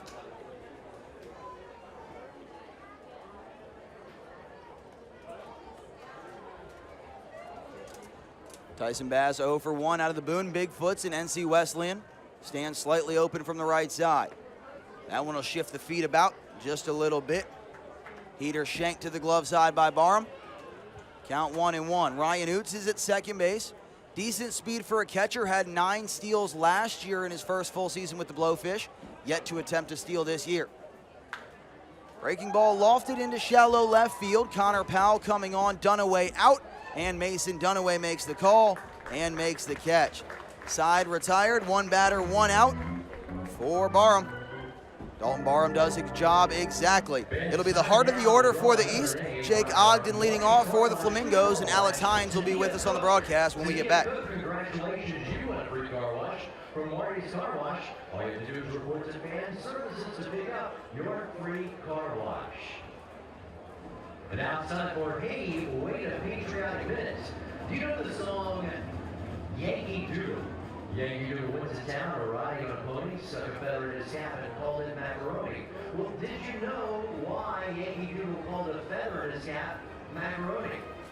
It doesn't refer to any kind of tasty pasta. In fact, macaroni was to be upper class, elite, and worldly from European travels, good taste, and wealth. But when British troops created this song saying about Yankee Doodle putting a feather in his cap and calling it macaroni, they were referring to colonists who might consider themselves to be fashionable or sophisticated. However, the song was not a compliment, rather meant to be a joke. The British were mocking the Yankee Doodle as a simpleton who actually thought that being adorned with a feather made himself macaroni or fashionable. So why would these insulting lyrics become a patriotic American song? Well, colonists appropriated the negative of the fashionable Yankee Doodle and gave it a positive, distinctly American identity. The British can keep their soft, entitled macaroni men. Team USA prefers its gritty, self-made Yankee Doodles. In America, anyone can rightly stick a feather in a cap and call it macaroni. To this nation's founding patriots, fallen soldiers, military who passed on, veterans, serving members of the armed forces, and defenders of freedom, thank you for your courage and your faith in our country. Merritt Beaker gets the call next. Coming in out of High Point Thomasville, the lefty out of East Carolina, currently transferring to Ball State. We'll welcome in Alex Hines, the broadcaster for the Florence Flamingos, who gets himself a good inning with a couple of Florence fellas set to bat in the first 3. It's good to have you on, Alex. Well, it's good to be here. Thank you for having me, and also just for the great atmosphere we've had here for an all-star game. It's been fun to watch these first few innings and just see all the people out here. We got a good crowd, perfect weather. You can't ask for much more on a summer night other than maybe a little bit less humidity, but in terms of things we can control, this is about as perfect as an outcome as we could have asked for. And Jake Ogden set to lead off, flew out to center field, shallow his first time up, a man who you seem to know pretty well. Yeah, and he's really come out in the second half of the season so far. He started out as a decent contributor, but he's one of the youngest guys on that Flamingos team too. So we talk about young guys. You're obviously familiar with Cade Bachnight, who's a rising freshman, but even just the young guys like Ogden who are just in their first year. And Beaker, one of the things we saw, because as you know, Blowfish, Flamingos, we see y'all 13 times total, and it's already been 8. It seemed like the swing and miss, just the more he's been acclimated to the league, he's been able to cut that down. That one skyward. On the infield, Amasquita coming in, a long run for the second baseman from Boone, but Carlos Amasquita puts that away, and Ogden set down in the air for the second time in 2 tries. And just to finish off that point, it's been the level bat plane that he's had because he's had a lot of solid contact. We're not seeing him pop up balls like that very often or even really hit too many on the ground. It's a lot of line drives, it's a lot of hard contact, and that's led to also a large amount of extra base hits on his line as well over the past 2 or 3 weeks. It's so hard to adjust, especially after a long season, to go from metal to wood, seeing a different breed of arms.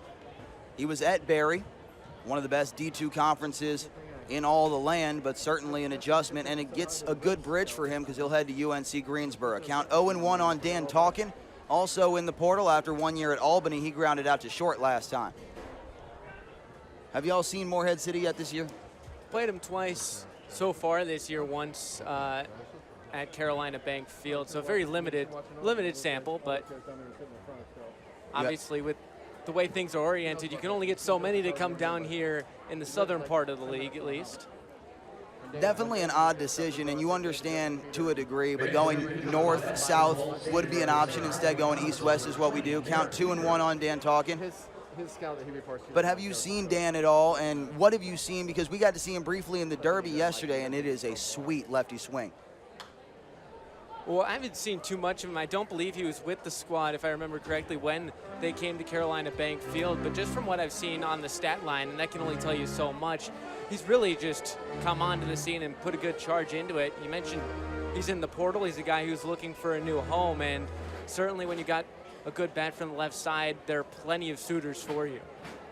Fighting lefty-lefty with Beeker, 2-2 fastball in the dirt. Talkin has bloodlines in the game. His father, also Dan, in the Binghamton College Hall of Fame, played 3 years in the White Sox organization. Talkin's been a little slow in his last few games, but we've seen it at all levels from CPL to MLB. A good showing in the Derby can get you going for the back half of the season. Payoff pitch from Beeker. Breaking ball just outside, according to Vince Crager. You know, on a full count pitch, that's a really good slider to throw just off the edge, trying to get him to swing lefty-lefty. You just don't get it to go, but at the same time, you really can't fault the execution there. That's a great pitch, a better take. We mentioned at the top, half a ball off, about a ball tonight on both sides. Has been there, according to Vince Crager, as it has been all season. But at the knees is a coin flip for Vince. You never really know what you're going to get. That one, he might have called it down rather than out. Another Flamingo at bat. This Noah Stout, who came in as a pinch runner for Trent Youngblood. He takes a fastball just off the edge, 1-0. Noah Stout really hasn't played all too much of late. He had a week away from the team, was only played in 2 games since that time. But, man, he really burst at the beginning of the season. He had 4 home runs in the first 10 or so games. And that's one of those things you don't really see if you just look at the stat line, because he does have 4. He doesn't have any in the last calendar month, his last one June 17th. But you understand, you miss a little bit of time. That was the hardest pitch of the night yet for Beeker at 91, trying to get back acclimated in these last couple games. In on the hands. Beeker's been fastball, slider, a handful of lefties going against him. 2 solid years at East Carolina, had a 3.6 ERA in 7 games, but just 5 innings, didn't throw down the stretch. All of his appearance in the first 6 weeks of the summer. He'll join the Ball State Cardinals of the MAC in 2024. From the stretch, 1-2 to the outside corner. Oots brings it back, and down looking Noah Stout. 3 straight heaters force the outside zone. Tying run at the dish now with 2 outs in the form of Shane Campbell, another Morehead City Marlin. Well, he's just loved that outside corner in this inning, and that one's not too much different than the one that was called a ball on the slider, but able just to paint the fastball. Noah Stout, nothing he could do on that. And a little bit of a better frame from Oots. Figure you'll start to get that. Only seeing each pitcher once per inning, and he'll be out of the ball game by the time the only blowfish reliever comes in. So these are new guys entirely, and you see it right there. That one in the dirt. Oots can't grab it clean. A wild pitch because it bounced. And Talkin up to second for Shane Campbell, who's 0 for 1.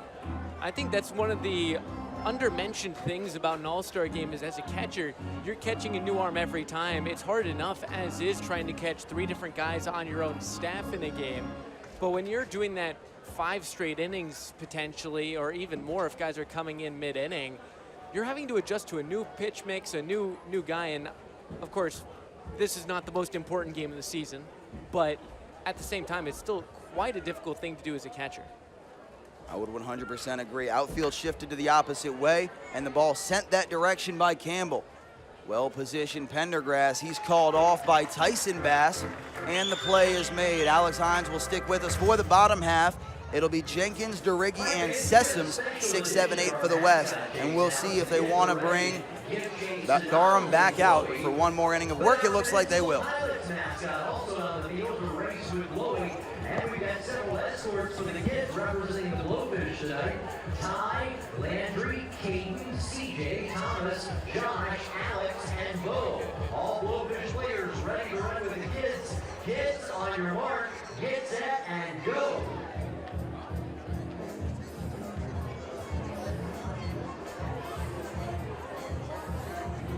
Oh, mascot, you better get ready to run. Here come the kids.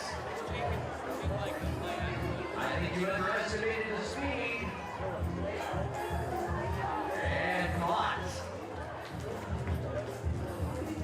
Fans, let's give a big round of applause as these kids stretch their legs. Out and around for you.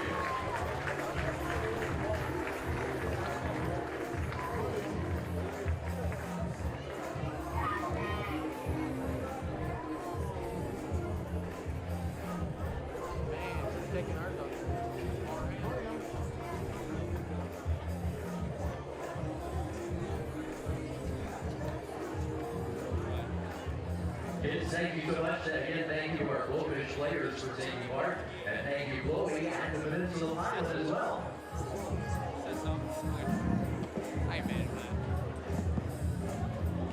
A reminder about that great movie you got the chance to win, The Baseball Miracle, The Splendid Six, and Tony Townsend, an inspiring book written by Patrick Montgomery and featuring the story of the Splendid Six, which includes Mark Reynolds, the former Major League slugger. Welcome back here, bottom half of the fourth inning, 3-1, the West All-Stars ahead of the East.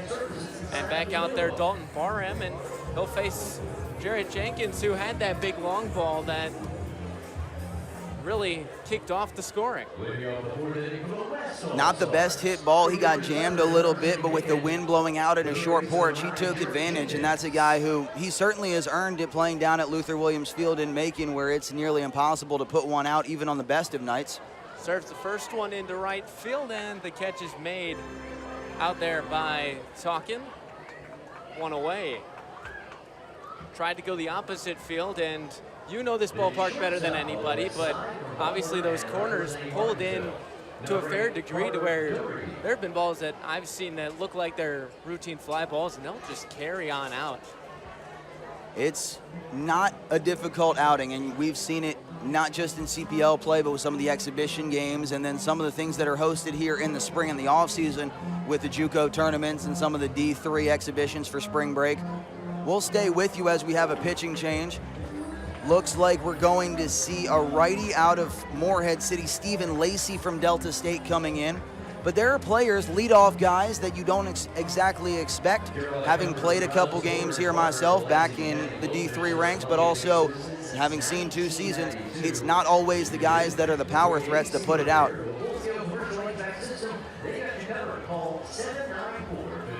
Stephen Lacey, a redshirt senior from Norfolk, opting to spurn his hometown team.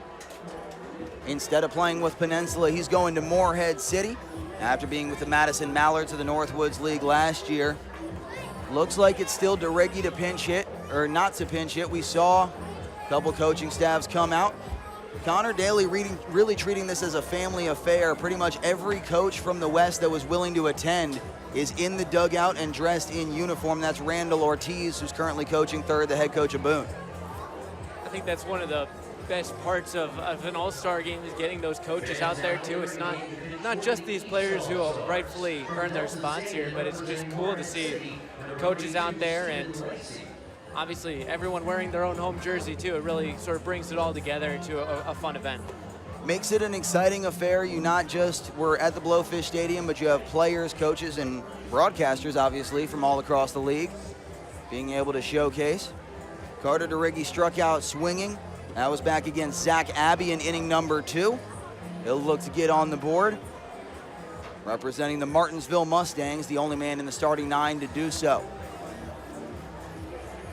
We talked about the difficulty for catchers to try and catch all these different new arms. The same goes for position players. Obviously, stats are not necessarily what you're playing for, but when you're trying to get that one hit in an all-star game, get that one shining moment of your season, it's really difficult. You're coming in, you face one guy in the first inning, and you face a completely different guy when you come out, and that could be for better or worse.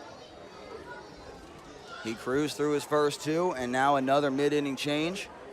Stephen Lacey, a first pitch hack from DeRiggi. That one sends a couple fans scrambling. Lined on a barrel out of play. Working, go ahead. Scrambling away from it and then towards it once it hit dirt. Always both. Get out of the danger zone and then go run down the souvenir. Lacey, 15 games, 18 innings. Working with his fellow Marlin behind the plate in the form of Shane Campbell. Count 1-1 on the lefty DeRiggi. Lacey, 21 Ks in 18 innings. He's been scoreless in 12 of his last 13 outings. You talk about getting hot at the right time, especially for a team that's already booked its playoff spot. This is what you want to see. Had a slower start to that second half as well. Obviously, you don't want to rest on your laurels of the first half, but to have guys get hot, different guys get hot in the back half of the season, that really helps you as you head on to the playoff time. Changeup out, 2-1. Morehead City has gotten it going a little bit in the second half. They're 7-5, a game and a half back, but as we mentioned, they've already clinched the spot. They can afford to rest arms and do what they need to do. Barreled out to left field, reaching back Powell, and it is a ground rule double as it short hops over that low fence in left field.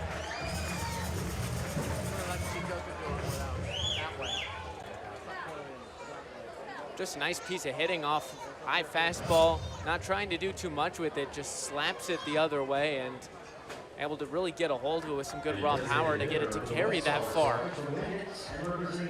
93 off the bat. The pitch was also 93 from Lacey, which that's the hardest pitch by anybody thus far tonight. We have our first pinch hitter of the night.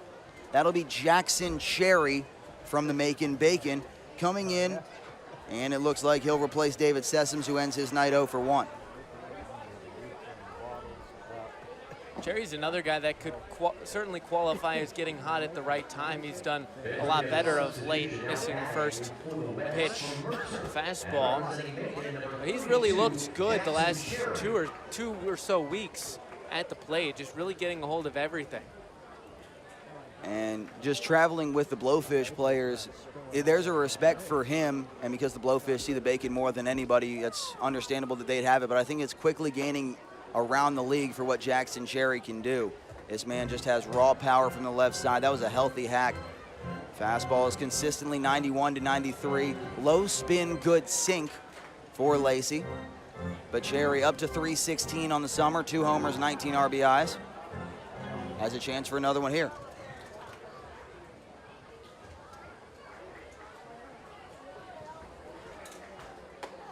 Got it on 3 pitches. Lacey locks in 3 fastballs from the Morehead City Marlins righty. Fifth-year senior out of Delta State gets his first punch and first out of the All-Star game. Didn't deviate whatsoever from what's been his best pitch, just pumping it right by Cherry in the last one, way up in the zone. Your eyes light up and you really want to just crank it, especially when you have the power you mentioned that Cherry has. Just great 3 pitches.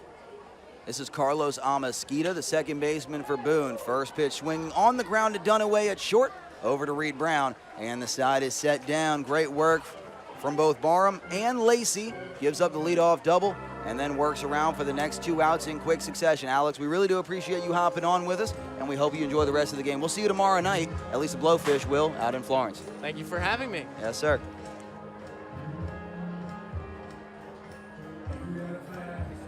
Fans, big thanks for letting you down. South Carolina State Credit Union has your back. For a chance to win a $25 Visa gift card, head to the SC State Credit Union tent with proof of membership. Visa gift cards are given out on a first-come, first-served basis. Again, for a chance to win a $25 Visa gift card, head to the SC State Credit Union tent now with proof of membership.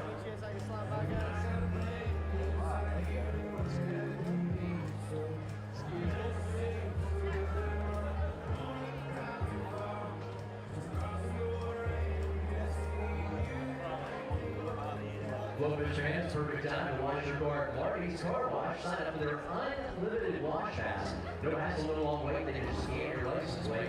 You can do a relaxing 3-minute car wash. Morning's car wash, 251 Columbia Avenue in Lexington. Remember, they're set up on the concourse tonight. If you miss them, you get a chance to win a free car wash from Morning's Car Wash.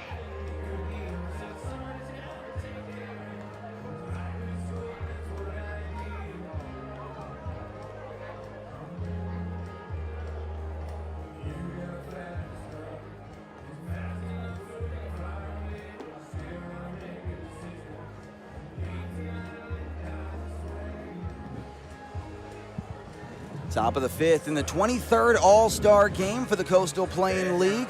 West over the East 3-1 through the first 4. Cordarius Butler from the Boone Bigfoots now on the mound, and we are joined by the Director of Broadcasting for the Macon Bacon. It's Eric Edmondson, and it's good to have you on here, big fella. Hey, it's a pleasure to be on. Just really excited to be up here in South Carolina. It's been a really good show out here. This crowd, always love to see that. Good crowd, good weather, and always has to be nice for you. The Bacon are showing out so far. Oh yeah, Jarrett James. I was down on the third baseline when Jarrett was up. He launched one. I was over there saying, get out, get out, get out, and he certainly did. Went right up on that berm. Jarrett with the good swing. Cherry's now into the ball game, and Montplaisir, he did give up the run, but he looked good, and he's looked good all summer. He really has. Yeah, he started off just really hot, and he's been our ace down there in Macon. Worked at 2.62 up until a couple starts ago. Obviously, a little bit of fatigue setting in for him, but obviously with the break, he's going to be back and ready to go for the second half and the playoff push for us, hopefully.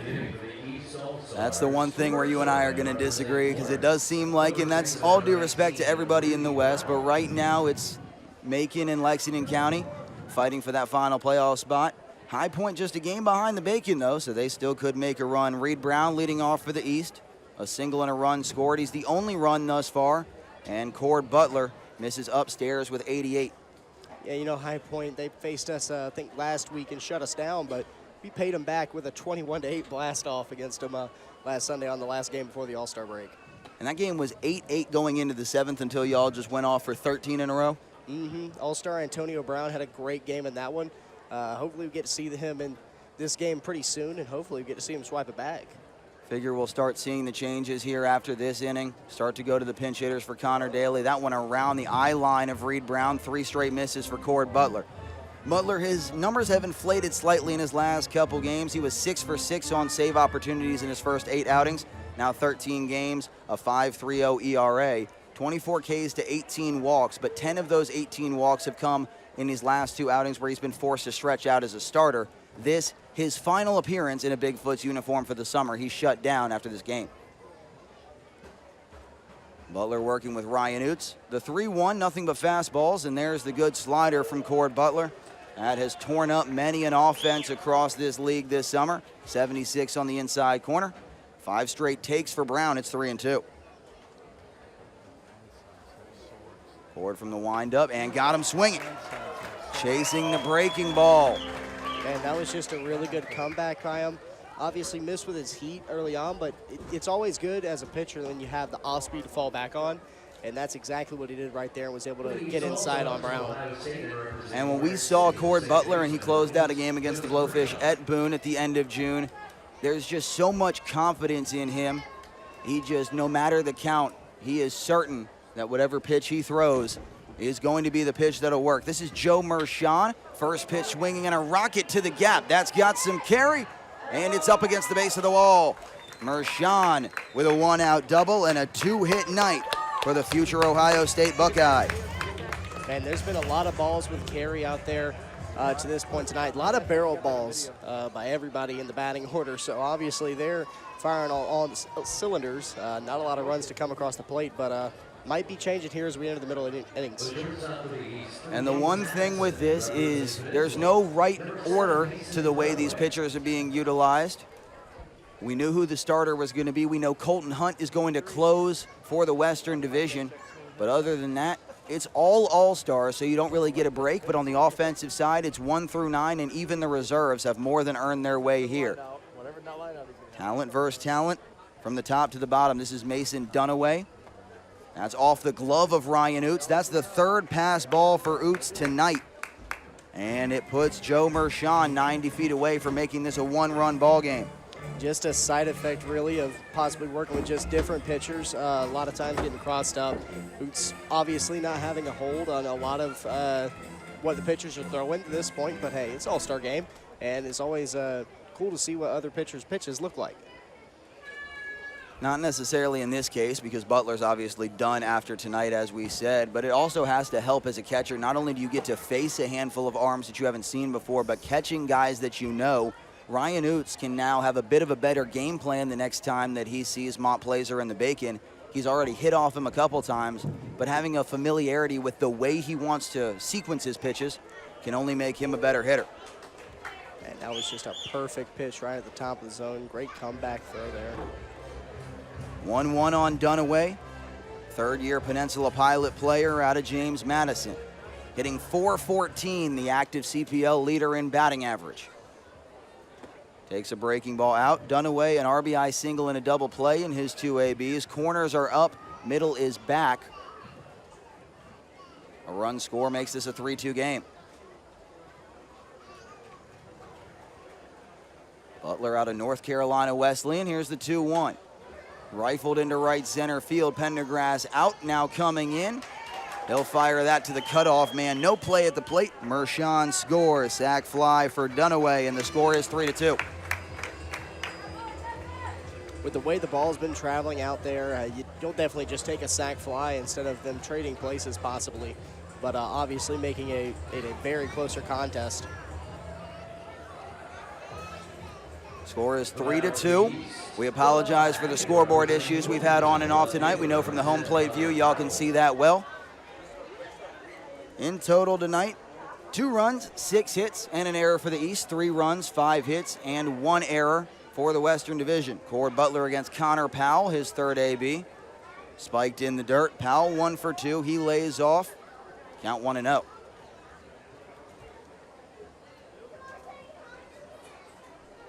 This is my first All-Star game that I've been able to be a part of, and just it's so cool that obviously all these players, when they get on the field, they're oppositions, they're enemies, but getting to see them gel with one another, especially in the dugout within the divisions, is just so entertaining and refreshing.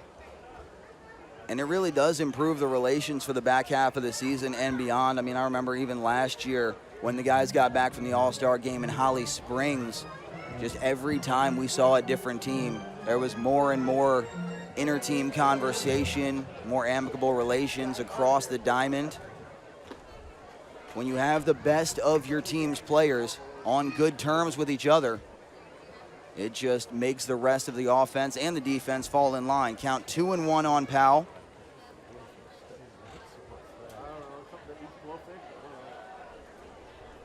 Hands low behind the left ear and chops that one off the glove of Oots. 2-2. Butler looking to lock in and keep this a 1-run ball game. Butler obviously gave up that hit, but since then he's really been able to bounce back and control his secondary stuff. I think that's really helped him with somewhat of a clean inning here. Butler certainly happy to be back in a 1-inning role. He did both at North Carolina Wesleyan. 4 starts in 10 appearances for the Battling Bishops, a sub-5 ERA. That one chopped underneath the mid of Ryan Oots, deflected just far enough away by Powell to keep himself alive. Cord started his career as a 2-way at Southeastern Community College of North Carolina. We already mentioned that Marshon having his career originate out at Southeastern Community College in Iowa.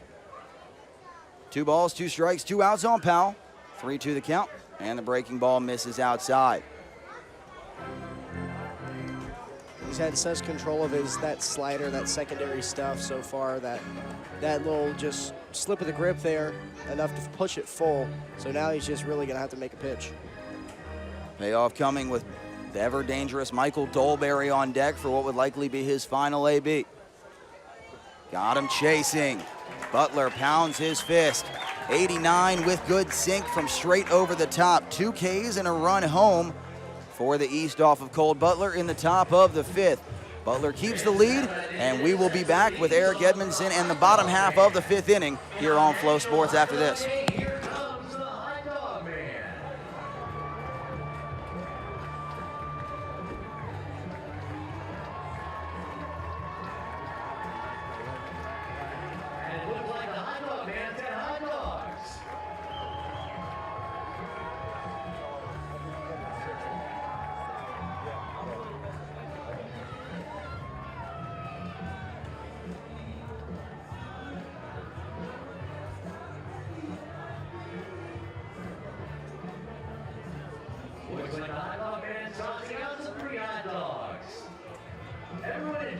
National Hot Dog Day with the Hot Dog Man.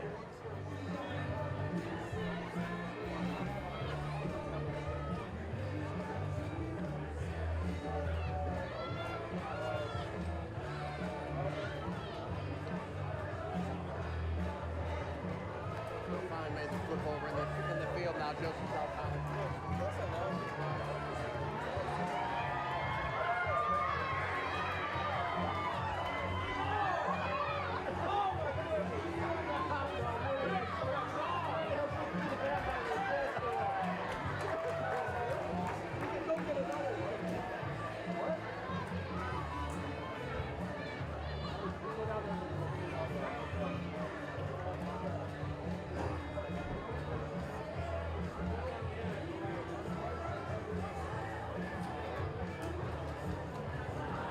Fans now entering the game to pitch for the East. From Juwan and representing Wilson, number 23, Shane Rodemacher.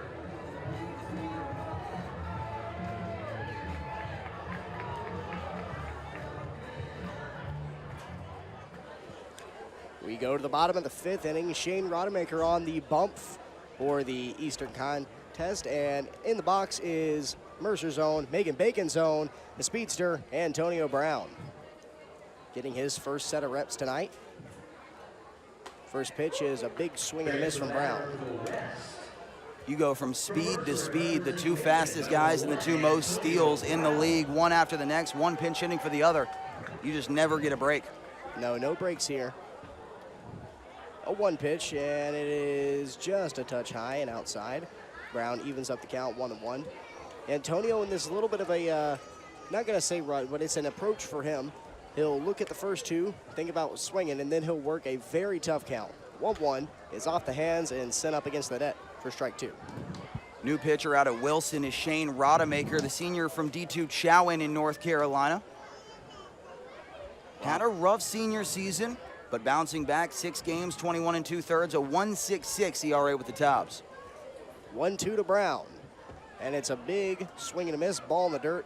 Throw down to first base will be in time, but Brown, of course, with the speed, making it way closer than it should have been.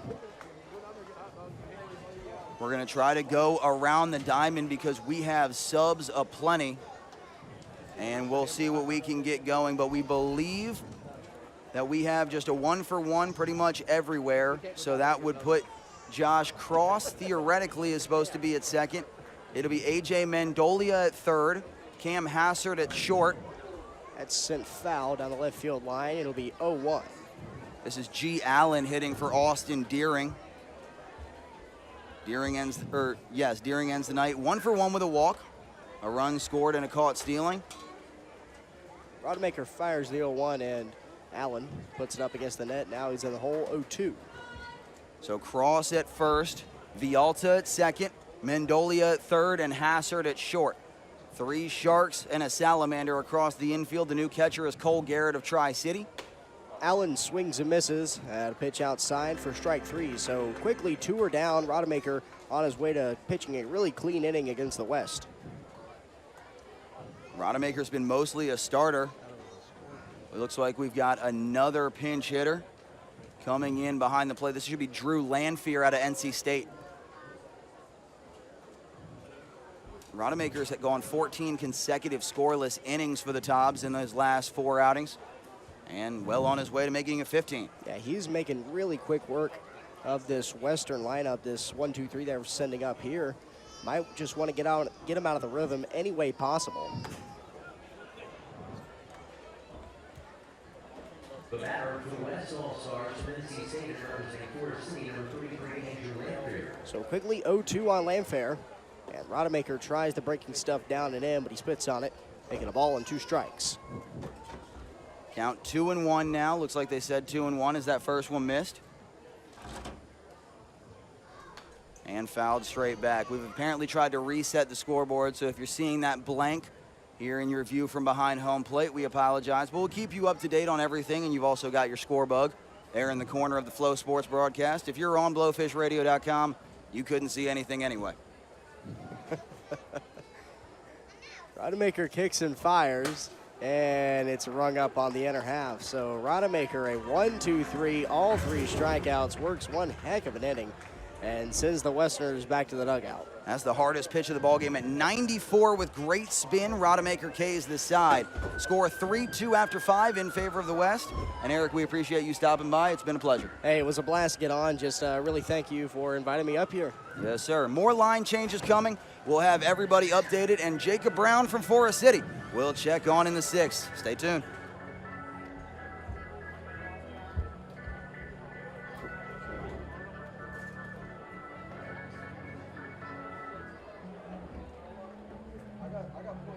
It's time for our Flowy race. As we get ready to watch Noah race Flowy around the bases, if Noah beats Flowy back to home plate, Noah will win a $10 gift card to Sheely's Barbecue. All right, Noah, are you ready? Flowy, are you ready? Get set and go.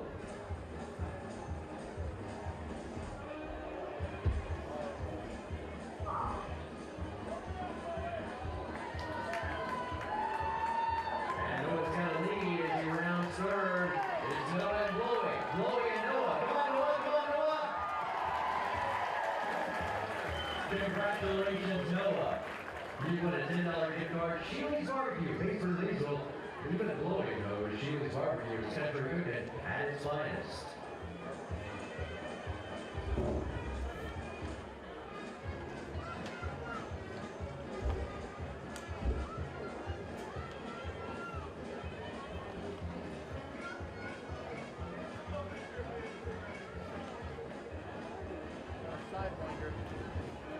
And the winner of a free party smartwatch this inning, Jessica Overly. Again, Jessica Overly, congratulations. You won a free car wash from Marty's Car Wash. Report to fan services to pick up your prize.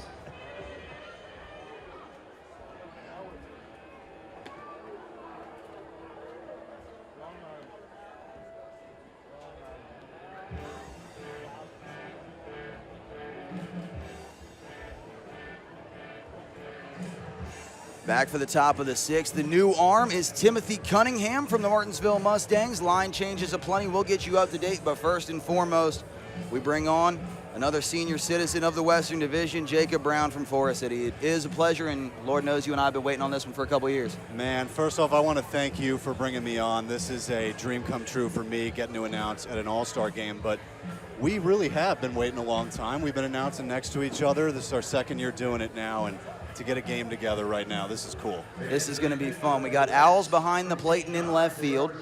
We'll bounce around over that over the next half inning, but the first change we can mention besides Cunningham, this is Henry Garcia going up against the sidewinding righty Cunningham. First pitch, sinker misses outside. Trackman had that one at 81. He'll be sinker slider, as nearly every submariner tends to be. Chop to Zach Cowart. Just into the ball game, low throw, and Tyler McPeak cannot dig it out. So Zach Cowart, his first chance on his home field. Not the greatest of looks. We'll see if that gets ruled a hit or an error. But regardless, Garcia, who can fly, is on.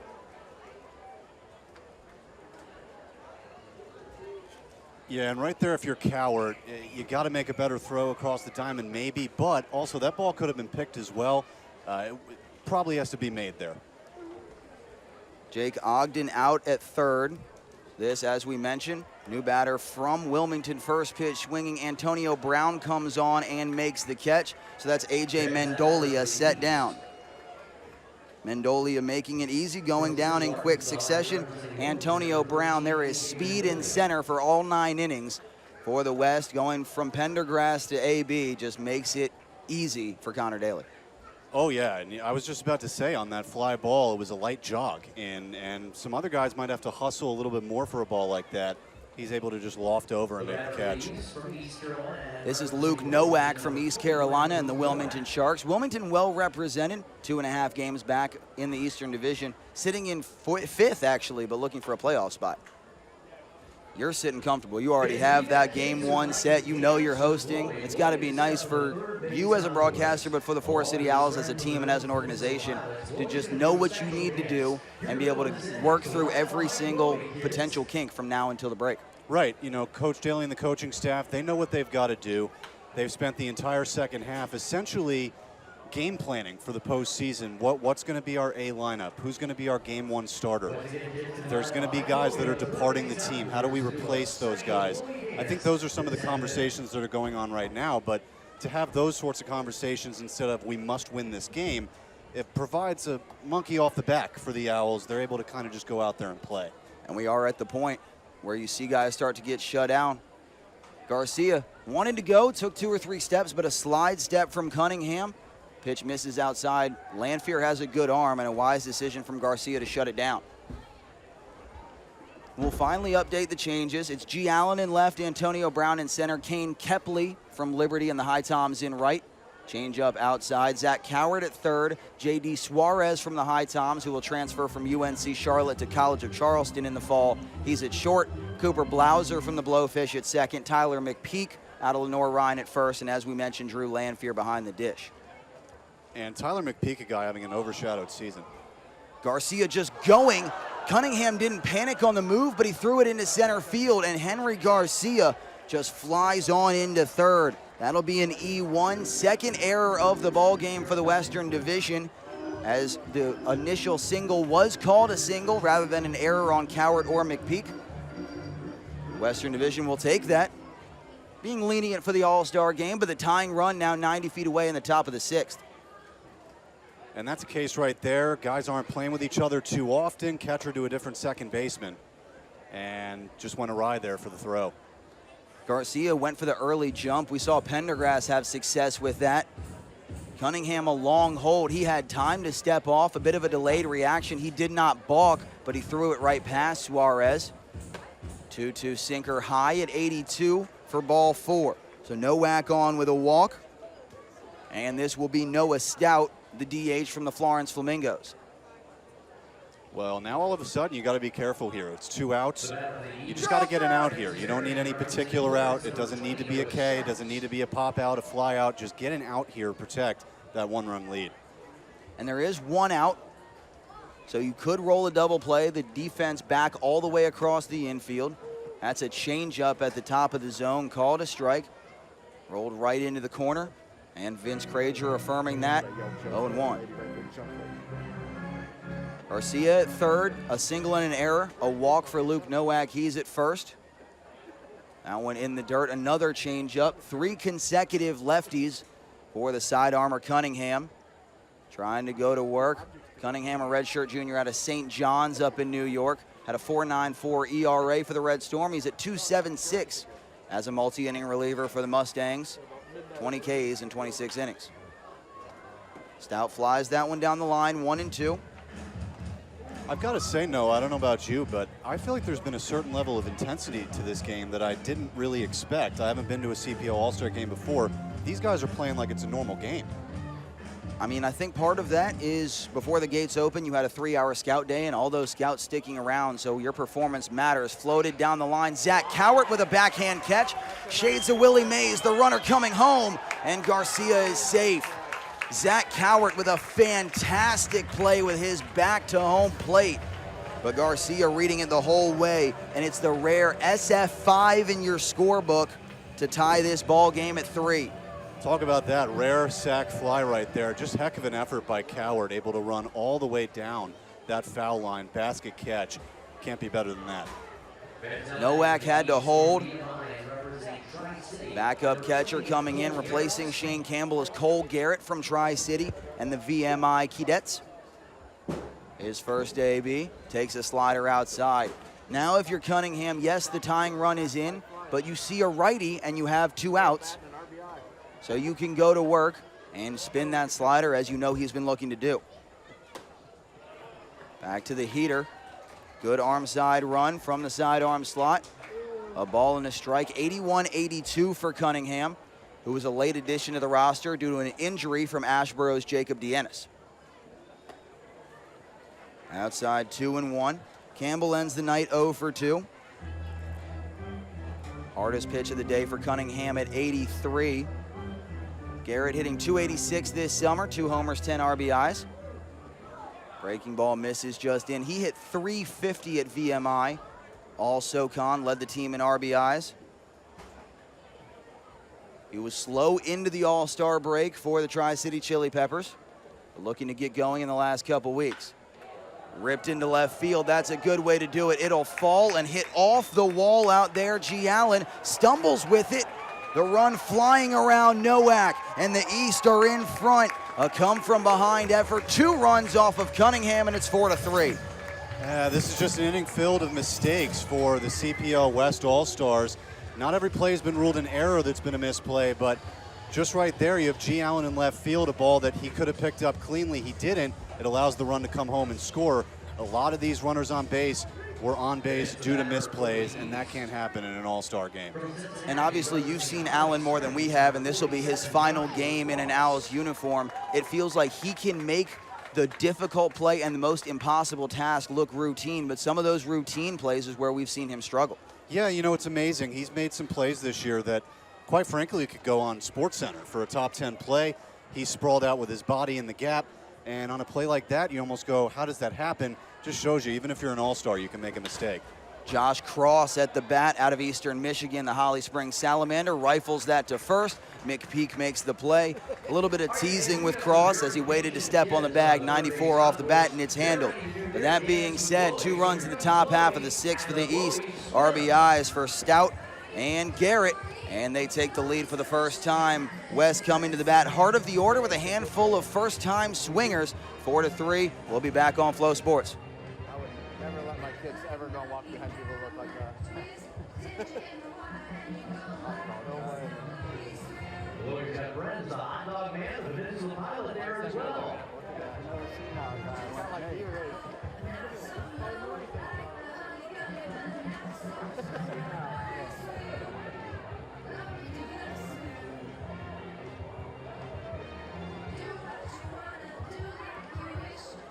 David Mershon, just to add to the Mershon success today.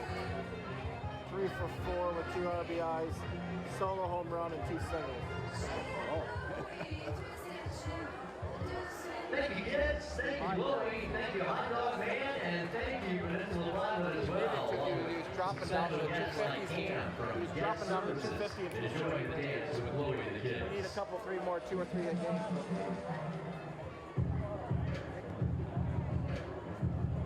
Want to see play. Fans are friends. For Lexington County EMS. He's got like 3 other shortstops on his team, but he's played the vast majority of the time. Head to their website for tips at lmsco.sc.gov. He had a few like minor injuries where he missed a few games, but he Must be able to do yeah, he's quick. He looks the part. He looks, other than the long curly blonde hair, he looks very Dominican in short.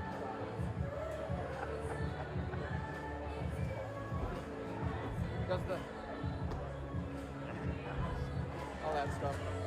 And we are back here in the bottom of the 6th inning at the 2023 CPL All-Star Game here in Lexington County, the home of the Lexington County Blowfish. Jacob Brown with you, joined by Noah Adcock-Howith as we begin this inning. A pinch hitter will be coming up to bat for Forest City Owl Dylan Kuntz. It'll be Ashboro zookeeper Tyler McPeak, and this is a guy who last inning I pointed out, he's been a bit overshadowed at the first base position. Dylan Kuntz leading the CPL in home runs and RBIs, but McPeak himself has had a tremendous season. And a new pitcher on the mound for the East is Trey Morgan of VMI. I mean, you're absolutely right. McPeak, there were a lot of seasons and a lot of teams. If he's in the East, he very easily could be starting this all-star game. As you mentioned, Kuntz is just having an incredible season. You couldn't deny him that, but McPeak maybe flying under the radar out there on the outskirts of Ashboro, but it is impressive and certainly exciting to see him out here. First pitch swinging at a breaking pitch lofted over the zone, 0-1. And third, short, and second, all the same team right now. So we got some matching uniforms in center field as well, the 0-1, and that one trails just outside for a ball. Yeah, we're rolling through who everybody is, but that's Nowak in center, Mendolia, Hassard, and Vialta, all of the Wilmington Sharks across the infield, joined by Josh Cross at first. Looks like we've got Garcia in right field, and the one other change, the final outfielder who has yet to make an AB, that's Scott Makowitz from the Wilson Tops. The count now 1-2. McPeak, a right-handed batter, switching up the look from Kuntz, but so is the East with a lefty on the mound. The 1-2 is a slider that goes over the zone, 2-2. Yeah, fastball, slider, changeup. Morgan's not going to blow you away, but he paints the corners well, and he just does all the little things right. This is his 4th year with the Pilots, so you can't be much more experienced than he is, and he's finally earning an all-star nod.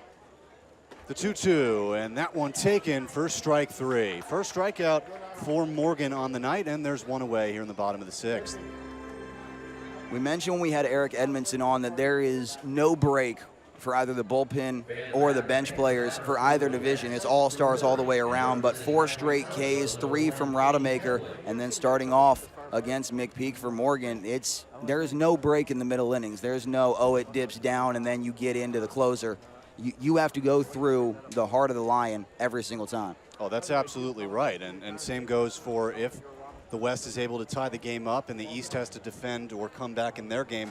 There's some great arms on the Western side as well. So you got arms, you got bats all over the place, and every matchup just has this intensity about it. As Kane Kepley, the batter now, pinch hitter for Tyson Bass.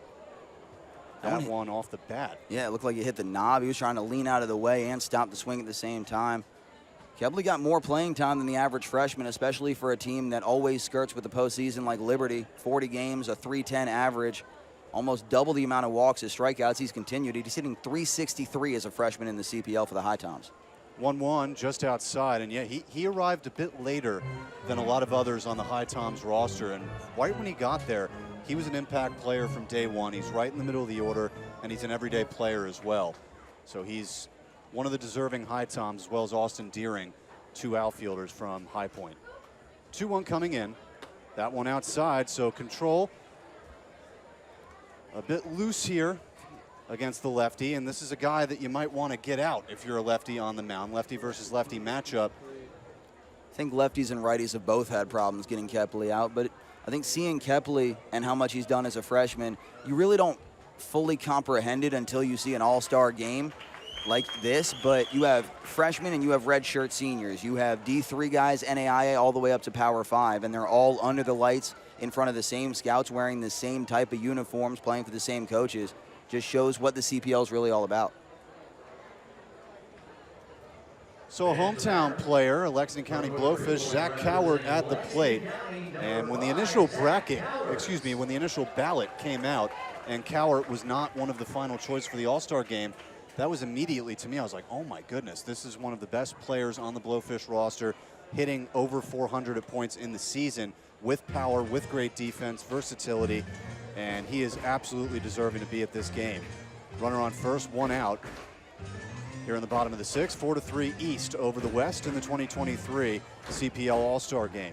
And I think the one knock on Cowart, and you even had it from head coach Casey Brown of the Blowfish when he was talking about who his all-star candidates were, is when the ballot first came out, Cowart really only had about 20, 25 ABs to his name. Right. He's been in the lineup since about 2 days before that ballot came out, and he's not come out. But it's just, that's a great move. Attempt, and he's out. Nice job there by Morgan. Quick move over to first, picked the leg up. Everyone thought he was going to go to home plate. Nope, he got the pick off, 2 outs. Might be an all-star game, but in a one-run game, that's big momentum. But Cowart, now that he's getting more ABs and the fact that he's still hitting over 400, that'll certainly help things, and that's why he's here as a replacement for Will Verdung, who got drafted out of Southern Mississippi. And also for Brady Jeffcoat, a Forest City Owl who got injured. He was voted in at third base, got injured. Even the Owls thought that he wouldn't be able to be back for a game like this, but he just came back for the Owls in the last game before the half and hit 2 home runs in the same game. So if he was here, he'd be well deserving as well. The 1-1 coming in, outside, 2-1. So when he's missing with the fastballs, he's kind of flying open on the mound, missing well outside. And Morgan wasn't a guy at VMI where he was going to strike out a ton or walk a ton. It was limited contact, the general D1 soft-tossing lefty that's valuable in any type of bullpen or rotation. And now he gets a lefty to work with. But Cowart has hit lefties well. He struggled with these soft tossers, though. So it'll be interesting to see. Cowart's going to be fun to watch. He got a break on back-to-back days. Not only did he get named as the All-Star replacement, but with Jalen Vasquez being drafted out of the Boone Bigfoots, that opens up the starting shortstop job at North Greenville for him. Soft grounder to second and misplayed by Vellante. Yeah, that's Carson Vialta out there, his first chance, and he just could not run it down. Don't blame Jacob for that mispronunciation. If he could read my handwriting, he'd be the first one to do so. But that'll be an E4, and Zach Cowart on. And a pinch hitter here as well. This will be J.D. Suarez, yep. There we go. We've been around, Noah. We know who these guys are. You see these guys as much as I do, and we haven't seen the high toms yet, so this is a guy that you know certainly better than I do. Yeah, J.D. Suarez, a second-year high tom. Nice pop from the right side as he pops one up here. Sky high into shallow right, but caught. That's Vialta right there. You always get another chance. The ball finds you, and a little bit of danger. Pick off and a pop-up. Works Morgan out of the highway to the danger zone. 4-3 after 6. East looking to go to work against the hometown kid, Cade Bachnight in the 7th. There's a camel on the field. And as we let you all take a look at that masterpiece of human intervention, we want to thank Jacob Brown for stopping by and getting this done with us, making us a little bit better on the mic. No, seriously, Noah, thank you so much. This was a lot of fun, and you're a great broadcast. You've done a great job all season, and just so happy to be here, man. Thanks so much. I promise I did not bring him on to flatter me like that, but this is one of the best in the business, and we appreciate him stopping by.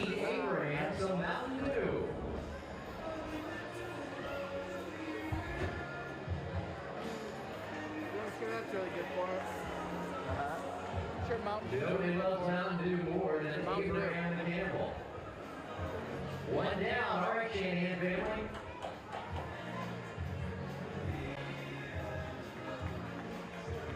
That's all Abraham sitting tonight. Thank you so much, Abraham the Camel, Vicky Shanahan, and the Shanahan family.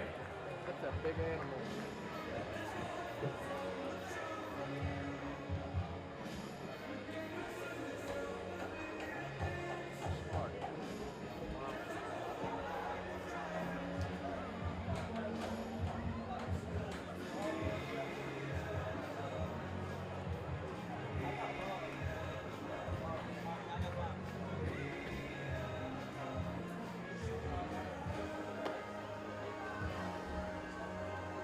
Two pitcher for the West. From USC Aiken and representing Lexington County, number 12, Cade Bachnight.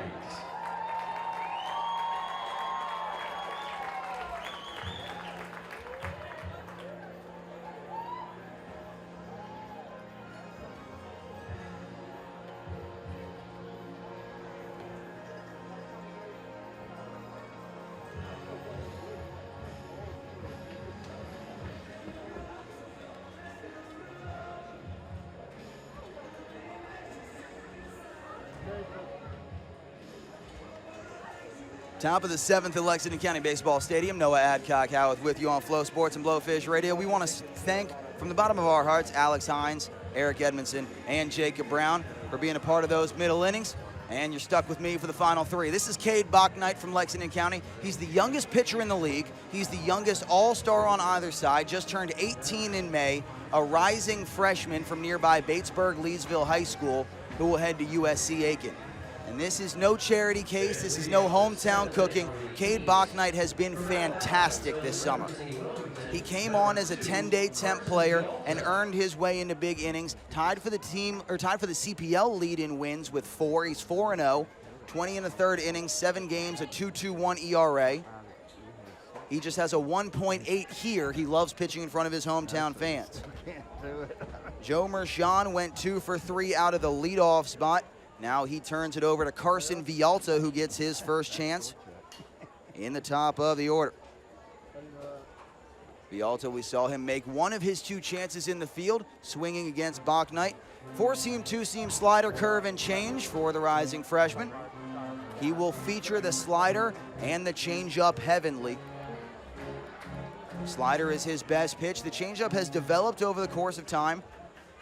Heater will sit 88 to 90. He had never touched 90 until the CPL summer, been up to 93. Changeup on the ground to McPeak at first. It hit off a clump of dirt and just bounced up on Tyler McPeak That's a bad hop. That's a hit rather than an error. Carson Vialta gets on with a leadoff single. Cade Bachknight, one of a handful of players on both sides where they've been allowed by their respective universities to be stretched out only to this game, and their teams will say goodbye. Cade Bachknight has been shut down by the USC Aiken staff. This is his final outing in his first year with the Blowfish. Now facing Cam Hassert from Villanova. The righty misses outside with a two-seam at 87. Hassert, one of 4 Wilmington Sharks, currently roaming the waters of Lexington County Baseball Stadium. Hassert hitting .313, and that average, if these numbers counted, would be going up. That's rifled into right field. Looking to go first to third. A strong throw is wild. Past Cowart. They're going to try to score. The throw to the plate is on target, and he's out.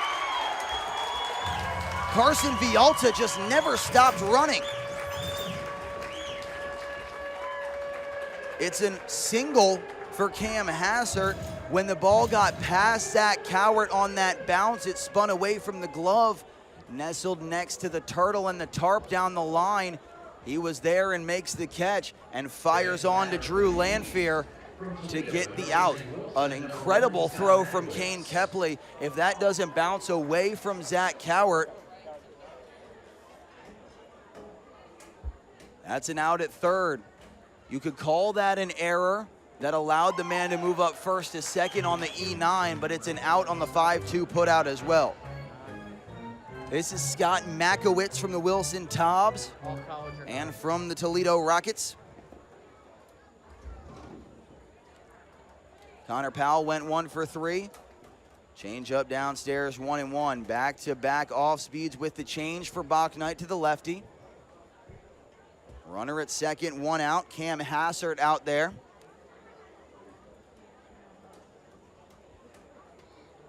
Makowitz hitting .265 with 3 homers for the Wilson Tobbs. Backdoor breaking ball called a strike by Vince Krager. Half a ball off the corner, 1-2. Bachknight, as to be expected. Hometown kid playing in the All-Star game. He's got a sizable contingency of fans. A nice roar from the crowd when he was introduced. 1-2 in the dirt. Lanphier never found it, and Hassert got a great jump. He advances on a wild pitch. Bachknight rolled through the stop sign there, a slide step on the changeup. That actually might have been the slider. Back foot at 80. Count 2-2. East out hitting the West, 10-5. 4 runs for the East, 3 for the West. 5 errors between the two teams. Infield is brought in. A fastball misses up and out at 88. Count is full. First base is open. Henry Garcia is on deck. Bachknight likes to go to the off speed in these situations. Outfield is shallow as well. Breaking ball is launched down the right field line and back foul. That went 378 to the top of the tree line. 101 off the bat, but hooked it a little too far to the wrong side of the foul pole. A barrel on a hanging slider, but Makowitz was out in front. Rising freshman against the junior. Change up, comes right back. Cade Bachknight with his first strikeout. Dropped the change below the bat of Makowitz. The runner stays at third. This is Henry Garcia, for his second AB of the night. The red shirt freshman out of the Bronx. Goes to school at Howard County Junior College in Texas. Originally went to Southern University, the HBCU in Louisiana. Takes a front door breaker, 0-1. Garcia, .337 in 51 games for Howard County in Big Spring, Texas. Flash power, multiple tools, 4 homers, 18 extra bases, 23 steals. Good numbers in all facets of the game. And when we got to watch him take BP, it was a show. Line drives, barrels, aplenty. He certainly put his name on a couple radars tonight. 1-1 the count on Garcia. Bachknight looking for a 0, misses with a fastball inside. That's 91, hardest pitch of the night for Cade Bachknight. And now he has a 90 in every outing thus far this summer, after not hitting 90 once in his life in his first 18 years of existence. 2-1, breaking ball down the right field line and back, foul, count even. Another one over there. I don't see any kids running over there to get them. Those are pros too. Those are college balls too. Three pitchers left in the pen, but nobody currently throwing for the Eastern Division. And a strikeout, swinging. Slider and back-to-back Ks for the 18-year-old from Batesburg, Leesville. Rising freshman Cade Bachknight puts up a 0 in his first ever All-Star appearance. One of those stories that just warms your heart. He puts up a 0. It's time to stretch at Lexington County Baseball Stadium. 4-3, East looking for the W. We'll be back. Below the elbow with your opposite arm. There you go. Give it a nice good stretch there. Repeat that on the opposite side, and congratulations. You've done the 7th inning stretch courtesy of our friends at Dynamic Fitness. And now, without further ado, our 7th inning tradition to be performed tonight by the legend, Mr. Knows It, Joe Pinner. Thank you so very much. When you're 88, I guess you become a legend just by being around for so long. I want to thank the Shanahans for inviting me tonight for the first pitch. And now, as far as the pitch is concerned, I will start things off and you can join me. All right, everyone. Take me out to the ball game. Take me out to the ground. Buy me some peanuts and Cracker Jack. I don't care if I ever get back or it's root for the Blowfish and All-Stars. If they don't win, it's a shame, but they will. For it's 1, 2, 3 strikes, you're out at the Blowfish All-Star game. Thank you. Play ball. Joe Pinner, WISTV, and Mr. Knows It.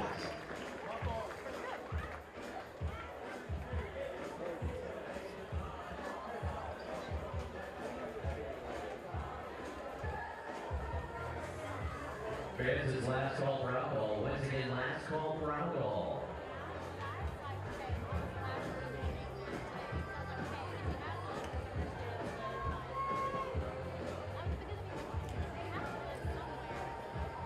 Fans, the new pitcher for the East. From Columbus State and representing Holly Springs, number 20, Leo Giannoni.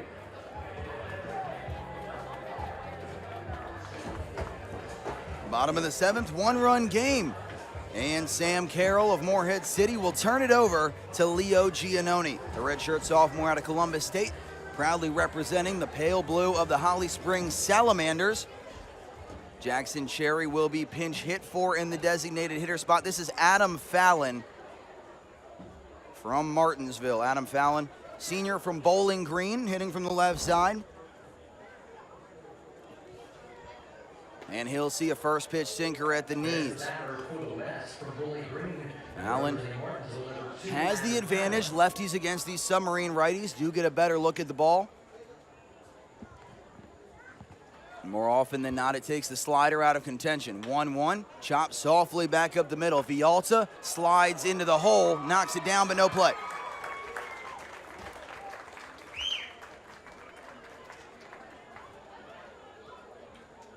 Adam Fallon right off the bench. That's a barrel in the book, and the tying run is on in the bottom of the 7th. This will be Cooper Blauser out of the Lexington County Blowfish, hitting for Carlos Almosquita. Blauser, son of an MLB star, his father Jeff, 13 years in the bigs, mostly with Atlanta, Silver Slugger, 2-time All-Star, and Cooper, now as a freshman at Clemson, has earned his way to the All-Star game himself. Takes a first pitch sinker, runs back into the center of the zone, count 0-1. More side-to-side movement, arm side run for Giannoni than up and down. He gets some natural sink just by that arm slot, and then you try to induce as much of that ASR as you can. 3 straight sinkers for Giannoni. Runner going, Fallon on the move.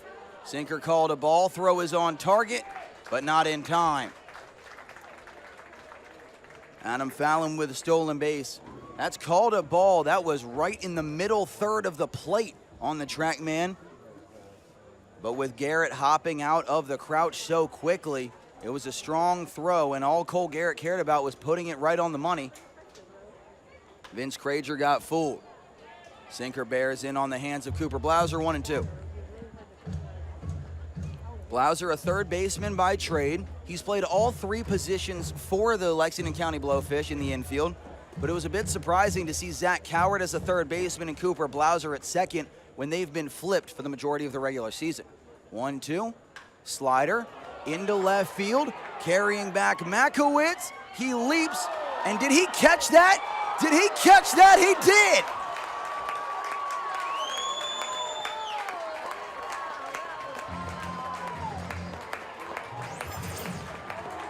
That's Hunter Garcia, who just went all the way over the wall.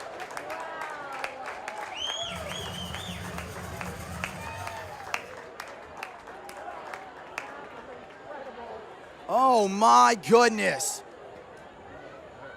Hunter Garcia goes up over the short porch and well beyond anything he had, robbing Cooper Blauser of what would have been his first homer of the summer.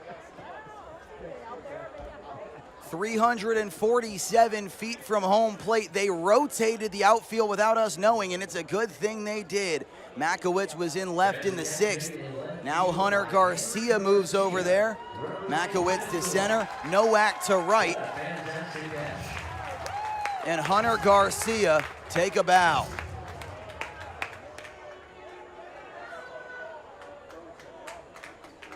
And now they've confirmed, and they're going to say that he did not tag. And so it would appear that that's a double play.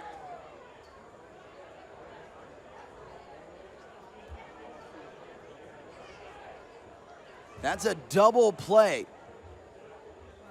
Adam Fallon did not tag when he went second to third, or at the very least he left early. Antonio Brown shows bunt and pulls back. That changes everything. Cooper Blauser was a couple inches away from taking the lead and potentially earning himself All-Star MVP. Instead, Henry Garcia scales the wall and brings it home.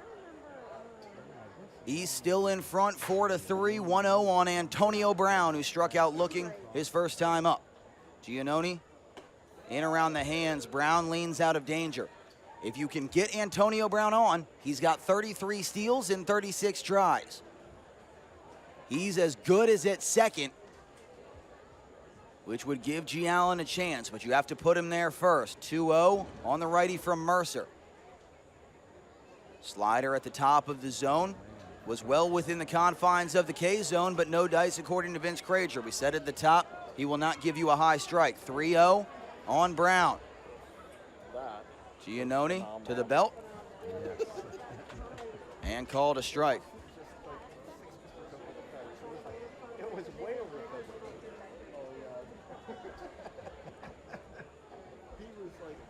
3-1. In on the hands. Brown swinging and fouls it away. Count goes full. On the righty from Macon.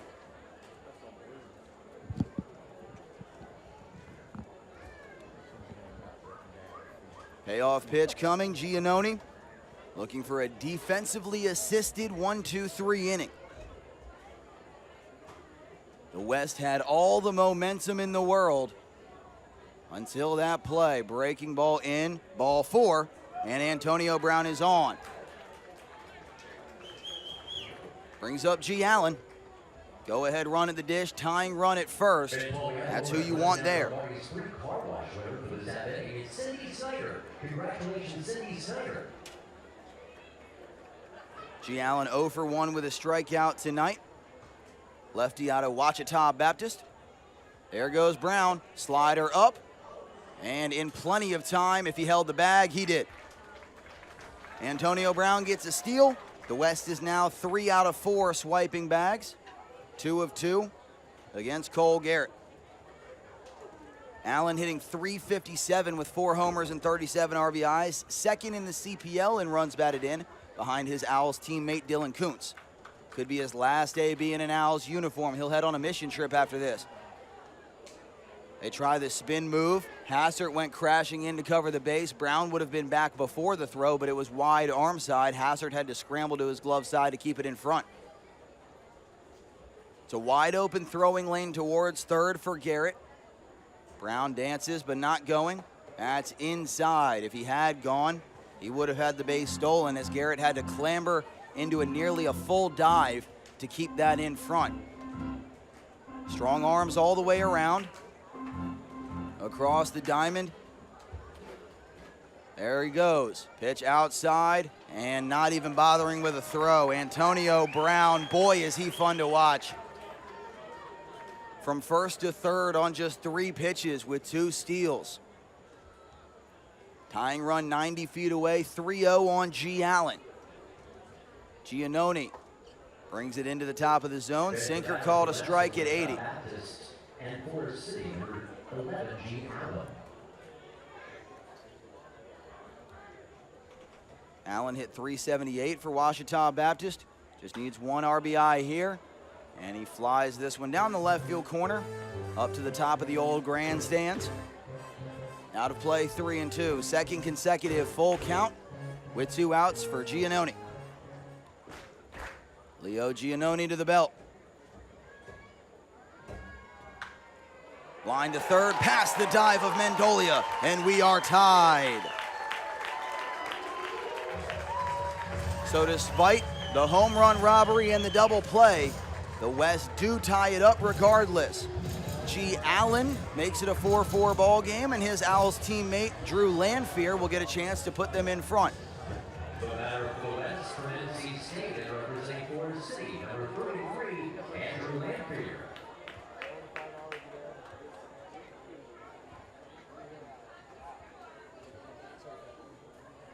Allen going, he runs well, pitch called, a strike, throw is to the wrong side of the base, and Allen is in safely. Drew Lanphier had that one called a strike on the outer third. Opted to take the first pitch to put the go-ahead run in scoring position, despite the fact that that started middle. Lanphier struck out swinging off of Rodemaker back in the 5th when Rodemaker struck out the side. Big lead for Allen. Hassert flashes the glove, no move. Slider up, check swing. He didn't, yes, he did go. Jason Klingler, who has no type of angle out at second base, made the call. Connor Daly, Jonathan Johnson out of the dugout. They can't believe it. Trip Hamrick arguing from third base, as he does on nearly every call anyway. 0-2, slider swinging. And that call proves big. The West ties it at 4, but Henry Garcia keeps it from being anything else. One of the best plays we've ever seen at Lexington County Baseball Stadium. And we head to the 8th. Logan Wash on, 4-4 the score. Our post-game laser light show featuring that 80s classic rock you love. And let's have our winner of the book, The Baseball Miracle, The Splendid Six, and Townie Townsend, that inspirational book written by Patrick Montgomery, Susan Caton. Susan Caton, you're a winner of that book. Congratulations. You can pick up your autographed copy, again, autographed by Mark Reynolds. That copy available at Fan Services. Well, just a perfect time to watch your car at Marty's and sign up their unlimited wash pass. No hassle, no long wait. They just scan your license plate. You enjoy a relaxing 3-minute car wash. Marty's Car Wash, 251 Plug Avenue in Lexington. And remember, make sure you tell Marty hi at Marty's Car Wash. Did you know North Carolina Electric's the fifth largest of 21 electric cooperatives in South Carolina? Nearly 45,000 members in Lexington, Richland, Newberry, Saluda, and Aiken counties own and operate under North Carolina Electric. Call 749-6555 or visit mcecoop.com. Advance, we ask now that you help us keep the Lex clean. We ask that you begin gathering trash around your seats. Our staff will be coming collected during the 8th inning. Our staff will walk down the rows with trash bags for you to discard any items you're done with. We appreciate your help. as we maintain our beautiful ballpark.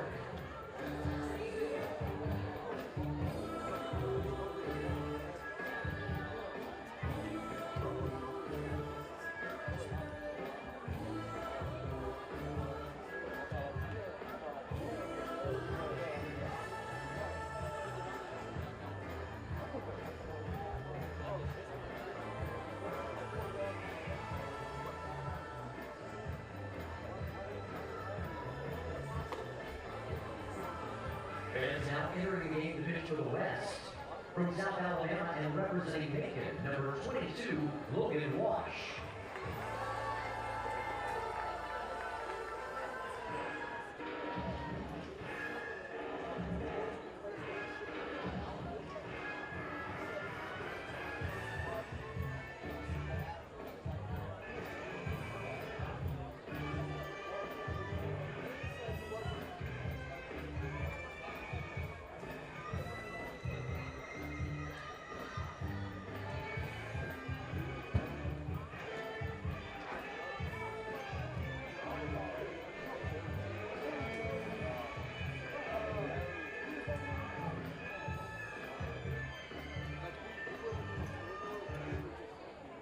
We're tied at 4 in the top of the 8th. Logan Wash, the junior out of South Alabama from the Macon Bacon, comes on to relieve Cade Bachnight. It's 4-4. If you took a bathroom break during the bottom of the 7th, you missed a fantastic play. Outfielder Henry Garcia from the Peninsula Pilots and out of Howard County Junior College in Texas just took a home run away from Cooper Blauser. 1-0 the count on A.J. Mendolia from Wilmington. Takes that one just outside from Wash. Logan Wash, the CPL leader in strikeouts. 42 Ks in 26 1/3 across 11 ball games. Behind 2-0. Breaking ball at the top of the zone. Sharp cutting action towards the glove side. Makes it 2-1. Mendolia lined out to center field in his only AB thus far. Playing as the third baseman in relief of Jake Ogden. Another breaker, this one downstairs, 3-1. Mendolia, 238 in his second year with the Sharks. Junior out of Central Arkansas. Leads the CPL in walks for the second season in a row. He led all the way to the end of the 2022 summer until he was edged out by former Blowfish player Brock Vradenberg, who just got popped in the third round of the MLB draft by the Miami Marlins. Called a strike on the inside corner. Mendolia couldn't pull the trigger. Count now 3-2. Fastball is 87-88 for Logan Wash. Been mostly 88 thus far tonight. That slider is what really does the damage. Full count on Mendolia.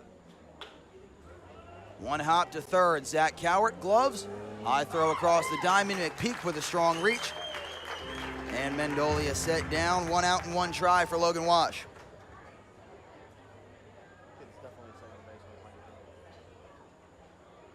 Next batter is Luke Nowak, currently the right fielder. Next batter of the East All-Stars from East Carolina and representing Wilmington, number 21, Luke Nowak. Zach Cowart making a nice play at third despite spending nearly his entire season at second base. He'll likely be the starting shortstop at North Greenville next year as a sophomore. Nowak walked and scored his first AB. Takes a called strike on the inner half. Breaking ball continues to work wonders. Nowak, originally from Wisconsin, made the trek across to play for ECU, where he's been the last 2 seasons, 1-1 on the lefty. If you can get him on base, he's 14 of 15 stealing for Wilmington. Lanphier has a strong arm. Wash holds runners decently, but you could at least try to put him in motion.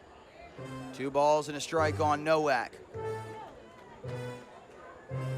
Nowak, no stranger to being an all-star. He was an all-star last summer in the Ripken League, played for the Bethesda Big Train, hit 360 in 100 ABs, stealing 16 bags in 17 tries. Fastball just misses right on the corner of the K-zone, but with the catcher Lanphier being set up inside, he had to reach across, and Vince Krager refusing to reward it. 3-1, the count on the lefty Nowak. Slider, called to strike 2.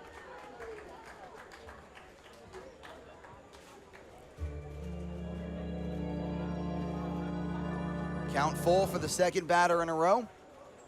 Logan Wash, as he approaches the end of his tenure with the Bacon, continues to show out. Slider softly to second. Blauser a dive up from it and not in time. Throw was wild anyway, but we mentioned Nowak could fly, and he did it just there. That's an infield single. And the go-ahead run is on. The West trying to double check. They thought that Nowak might have either missed first or turned towards second base, either of which they put the tag on, but called safe by Don Andrews at first. 1 on, 1 out for a pinch hitter, Ryan Piccolo. This is Ryan Piccolo from St. Joe's and the Holly Springs Salamanders. Son of Kansas City Royals GM J.J. Piccolo. He put on a show last night, the most homers of anybody in the home run derby. Had 16 leave the yard, ended up with 24 total points. He got hot in the back half and never let it go. Piccolo hit .238, but 10 homers, 43 RBIs at St. Joe's this season. Swing and miss played into his game at times, hitting an even .250 in 72 ABs in Holly Springs. 0-1 on the righty. Runner goes. Inside corner, call to strike. Lanfear's throw not in time. Ball trickles away from Blauser. Nowak, he's able to hold the base. Grabs the steal. That's the first of the night for the Eastern Division. Takes away the double play, and now the go-ahead run in scoring position as the East look to answer. Lexington County Baseball Stadium, no wind, but short porches down both lines. Hosting the All-Star game for the first time since 2018. Blowfish currently in first in the Western Division. They're hoping they'll be able to host an All-Star game and a playoff game for the first time in their history. 0-2. Low and in. Pulled to the glove side by Logan Wash. Wash struggled a little bit in his first season with South Alabama. 13 games, 15 innings, but a 7.2 ERA. Command went by the wayside on the back half of the spring. Breaking ball, strike 3. Tip back into the mitt. Piccolo down on strikes. They'll turn it over to Cole Garrett. Garrett out of Chester, Virginia. Another player, spent his whole career in the Commonwealth, hometown college, and CPL out of the Tri-City Chili Peppers, where he hits .286, 20 of 70. Dominant season for the Keydets. Had an RBI double in the 6th. Hard hit towards the eastern dugout and out of play, 0-1. Garrett out in front of the slider. Morehead City and Forest City, they're already in the playoffs. If the season ended tonight, it would be the Blowfish and the Peninsula Pilots who would join them, but Holly Springs is only a half game behind Peninsula, and Morehead City, they're a game and a half back, but if they win it outright and they win both halves, then it's the second best overall record. No half matters. It's how you did from start to finish. 0-1, runner goes. Pitch misses outside, throw is short hopped. Cowart's tag not in time. 2 steals for Luke Nowak. Putting the wheels on display, fastball missing just downstairs, 1-1. Any piece of base hitting or a wild pitch puts the East back in front.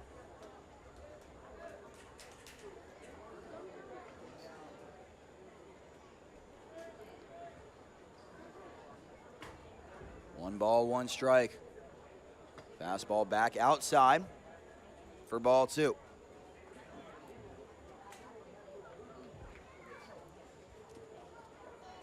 No defensive changes for the West. Unlike the East, Sam Carroll rotating his outfielders. Connor Daly doing us the favor in the box, keeping everybody the same. On the ground to Cowart again. Short hop. Cross-body throw is on target. And Zach Cowart keeps it tied. 2 ground balls and a K. Logan Wash puts up a 0. And the West comes back to bat. It'll be McPeak, Kepley, and Zach Cowart through the heart of the order, going up against another reliever with 6 outs to work with.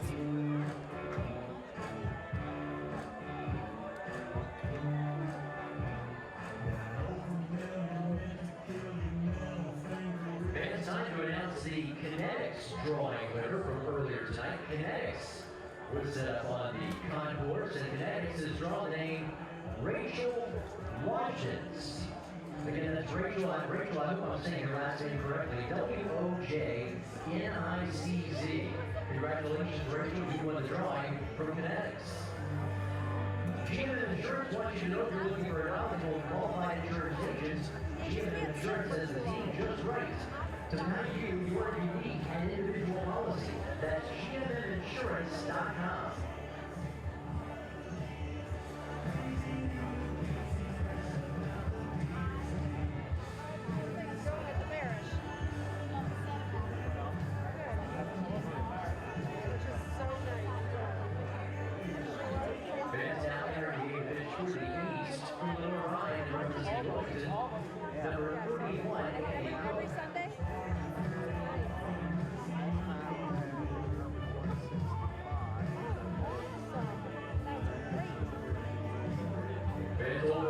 The birthday place to visit oldvillebrewpub.net or call 75 Peter.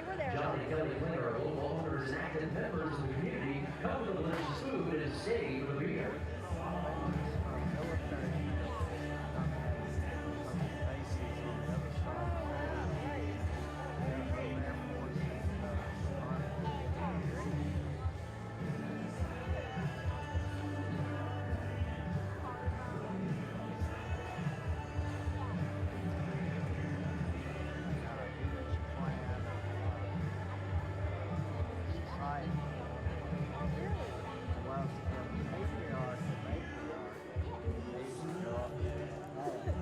Tie ball game, McPeak leading off the bottom of the 8th here in the 23rd iteration of the Coastal Plain League All-Star Game. Noah Adcock-Howarth live on Flow Sports and Blowfish Radio. We appreciate you stopping by here on a beautiful night in Lexington County. New arm is Andy Cook, the redshirt junior out of Lenore-Rhine, representing the Wilmington Sharks. So he will be the 5th different Sharks player on the mound, or on the field, I should say, all at the same time. Bielsa at second, Hassard at short, Mendolia at third. We've got Nowak now in left, and we've got Cook on the mound. Garcia rolls over to center, and Makowitz slides on over to right field. Tyler McPeak struck out looking in his only AB thus far. So Lenore-Rhine against Lenore-Rhine, college teammates going toe-to-toe.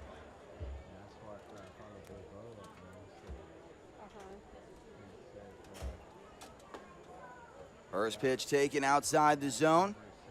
Misses in at 85. Andy Cook working against his college teammate, and a lot of power at the plate. Potential to send one a long way. McPeak, a late decision to swing. Sinker runs away at 84. 1 ball, 1 strike the count. For Cook, 11 games, 25 innings, a 2.88 ERA, 21 Ks to 18 walks. So when he's in the zone, he's filthy. And he's able to get McPeak to chase there. Nothing but 2-seam fastballs out of the left hand of Andy Cook. None of the 3 in the zone. McPeak has swung at the last 2. 1-2. And Tyler serves this one out of play. Gets a changeup out in front, but got the edge of the bat there in time. He serves it up and into the parking lot. Have McPeak with Kane Kepley on deck. Strong hitters all the way through, but the next 2 are lefties, so if you get the opposite-handed hitter here for Cook, which he does, that's a good start. Andy Cook with his first K and his first batter. It brings up Kane Kepley out of Liberty. For the West from Liberty, representing High Point Thomasville, number 1, Kane Kepley. Kane Kepley, another guy in this lineup where if you get him on base, you just sit back and watch him fly. 18 of 18 stealing. That's the most by any player in the CPL without getting caught. Facing a lefty, and a breaking ball flops into the top of the zone at 75. Kepley walked his last time up and then was picked off. Target low and away from Garrett. Slider moves that direction. Count is 1-1.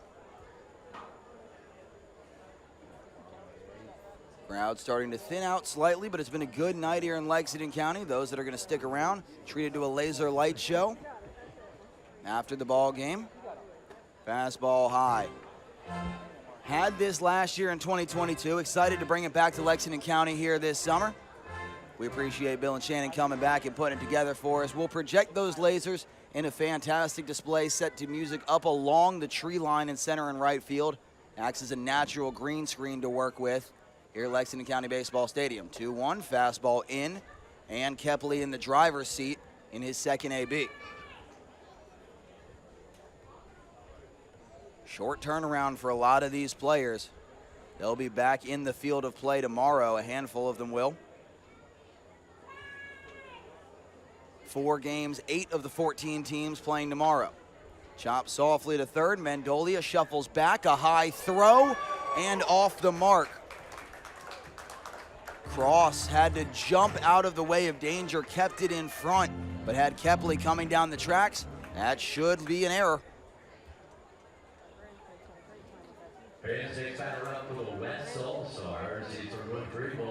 That's an E5. Mendolia, you could tell he just got caught in between. Took a couple hobble steps back, trying to keep it in front, and then had to throw off his back foot and sailed it high and arm side. Now Kepley on with a lefty on the mound once again. Fastball nearly hit Zach Cowart. He pump fakes, flipping the bat away. Handful of Blowfish players in attendance, spurring him on, including 2022 All-Star and former Savannah Banana Ty Jackson. Cowart reached on an error his last time up, 1-0. Breaking ball misses just outside the zone, ball 2. A series of close misses. That one right on the edge of the K-zone, perfectly within the confines on TrackMan, but 2-0 nonetheless. As we mentioned, you don't get a high strike. Cowart check swing, no appeal, and 3 straight misses. We mentioned that Cook has been spotty with his command at times. Walked only 18 in 30 innings at Lenore-Rhine, already 18 in 5 fewer with the Sharks. Opponent batting average was just .217, but he ran into trouble like he has this summer when he wasn't in the zone. Cowart taking all the way, center cut fastball down to 84. Cook has been 84 to 86. Mostly on the higher end of that spectrum. Kepley dances off of first. They'll pick over. Kepley recognizes this one and had a bit shorter of a lead than last time. He's in with a dive. West 2 for 2 stealing off of Garrett, 3 for 4 overall. 3 balls and a strike on Zach Cowart. Runner goes. Fastball called a strike. The throw is high and it's late. And Kane Kepley has his first steal of the All-Star game. Count full on Zach Cowart, who's tied for the Blowfish lead in RBIs with 19. Blowfish head coach Casey Brown has operated under a platoon approach, so no batter really getting the chance to be in the lineup every single day. That's started to change now that he's in a playoff push. But Cowart, in just 47 swings, has 19 RBIs. 3-2. On the ground to first. Foul ball. And he stays alive further. This will be the 7th pitch of the at-bat in the battle between Cook and Cowart. Zach hit .233 in 27 games at North Greenville, mostly as a defensive replacement. Did have his first career homer in that first week of the season for the Crusaders, who are always a D2 powerhouse. Won the national title in 2022. His coaching staff, Dyson and the rest of them, have to be happy with what he's done this summer. 3-2. High fastball, got him chasing. 2 Ks in the inning for Andy Cook. Zach Cowart couldn't lay off 85 at the eyes. Right idea to dial it up. Go ahead run still out there at second base for J.D. Suarez at a High Point Thomasville. The batter for the West, from the College of Charleston, representing High Point Thomasville. College of Charleston is his next destination. He'll head over there in the fall. Spent the last couple years at UNC Charlotte, his hometown school.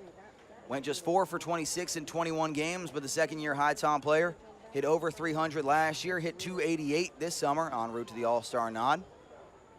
First pitch, called a strike at the knees, 0-1. Suarez, 3 homers, 7 RBIs for the High Toms. More of a table setter than a man who gets the job done. Has a whole bunch of runs scored, but just has to put one into the outfield to get the speedy Kepley home.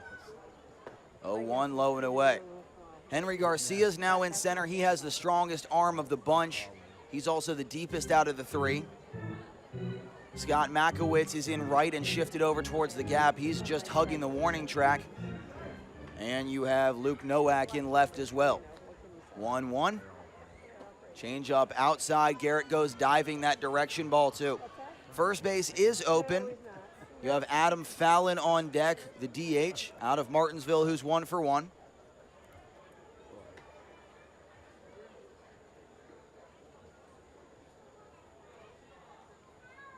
Fallon, a lefty on deck if he's more comfortable facing that same side. 2-1 is high. Another 3-ball count. And Cole Garrett calls time to see exactly how they want to approach J.D. Suarez. Regardless of score, Colton Hunt from Forest City is slated to have the final inning, although Jacob Dienis, who was scratched from the All-Star roster with an injury, is now throwing in the pen. Dienis traveled. He was shut down, but he's getting hot and he's in uniform, so we'll see what's going on over there. Colton Hunt, the closer for the Owls, pacing back and forth, ready as well. 3-1 the count. Coming home. And fouled straight back in on the hands of J.D. Suarez, and the count goes full once again.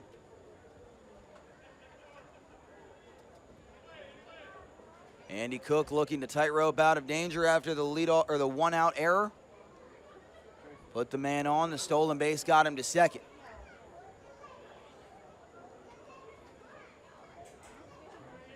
Cook, high hands at the belt. Here's the 3-2. Line down the left field corner. And back foul, nearly taking the helmet off of Trip Hamrick, the Owls' assistant coach, who's been coaching third for the lion's share of innings tonight. Back-to-back batters, getting at least a 7-pitch AB against Andy Cook. Pitch number 7 is where he got Zach Cowart swinging. Can he duplicate with Suarez at the dish? He cannot. Ball 4 downstairs. 2 on, 2 out. A huge chance for Adam Fallon with the game on the line. Fallon hit .250 at Bowling Green State University. 3-year starter for the Falcons. Hitting .286 in 112 ABs for the Martinsville Mustangs. 18 RBIs. No stranger to getting it done when the lights are brighter. Currently in the portal as a grad transfer. Did have 5 homers for Bowling Green after just 3 in his first 3 seasons, yet to leave the yard for Martinsville. First pitch from the lefty, slider outside. Garrett liked the call, but no dice. That one right on the edge, once again, inside the confines of the K-zone. Count 0-1. Cross not holding the runner, Suarez on at first. Nobody holding on at second for Kepley either. That one's in the dirt. It squirts away from Garrett, and both men are in scoring position. Spiked fastball at 85. Right off the chest protector of Cole Garrett. He blocked it well, but not able to funnel it directly in front of him. It bounces to his right-hand side over by the dugout of the home team Western Division. Kepley at third, Suarez at second. Good speed both places, and Suarez has a huge secondary lead, 2-0. In on the hands, right to third, and the play is made by Cross. Reaching down at his shoestrings, Josh Cross gloves it. Trying to get the barrel out. 2 men are stranded, a hard hit out number 3. And we have a tied all-star game going into the last inning of contention. What more could you ask for? Colton Hunt to the mound. Final inning coming up on Flow Sports.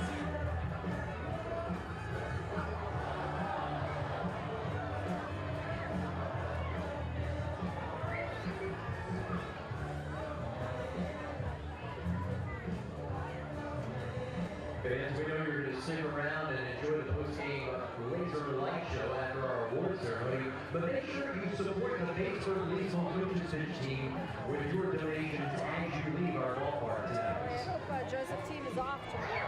Get back and I got Fans, we hope you enjoy join us Friday, July 28th as we welcome a little longer and educator Jessica Robbins. Jessica released her first novel, Under the Sun-Covered Gardenias, back in May. It's available for purchase on Amazon. It's a novel set in our hometown, Lexington, South Carolina. Again, Jessica will be here July 28th selling and signing copies online.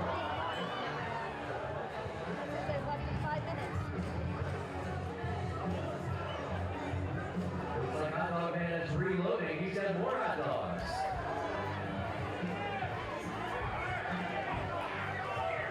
Lexington County Farm Bureau wants to thank you for supporting America's pastime. Supporting small businesses and our youth is important to the future of our county and state. And supporting our local farmers is critical to the future of a safe and affordable food supply.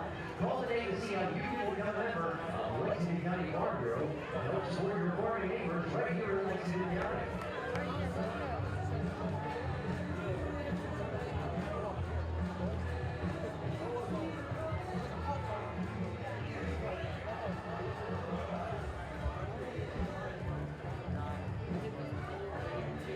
The pitcher for the West All-Stars from Freed Hardeman and representing Florida City, number 16, Colton Hunt.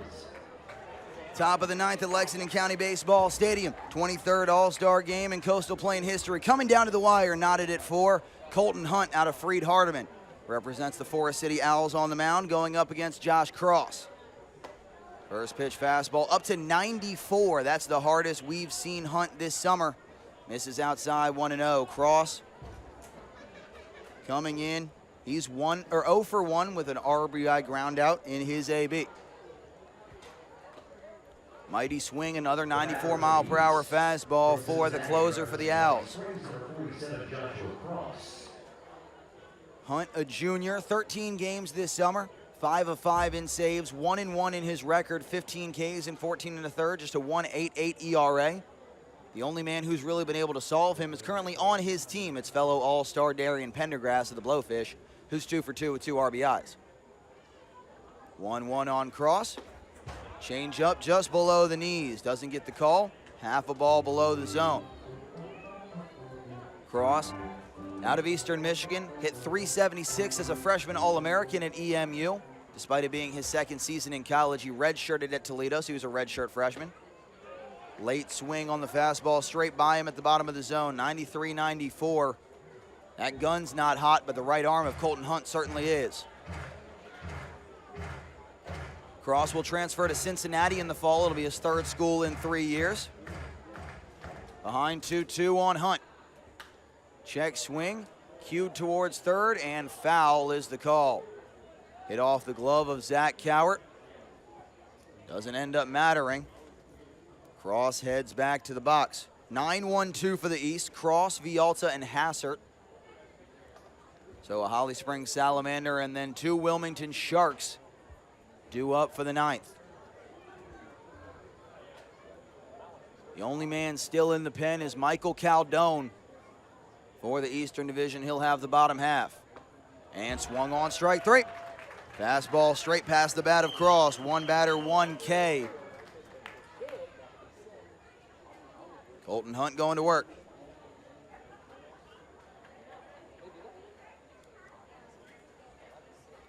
Carson Vialta batting now. He's 1 for 1. He was caught trying to advance. Tested the arm of Kane Kepley, looking to go first to third. The ball went past the third baseman, Cowart, and then he got a little too greedy. Tried to take the extra 90 feet, and Cowart cut him down. Change up outside, 1-0. Vialta not afraid to work a walk. 12 walks, 21 Ks this summer. 22 walks to 18 strikeouts at Alabama Huntsville, where he's been a 3-year starter for the Chargers. Fastball center cut, 1-1. 93-94 on everything out of the right hand of Hunt.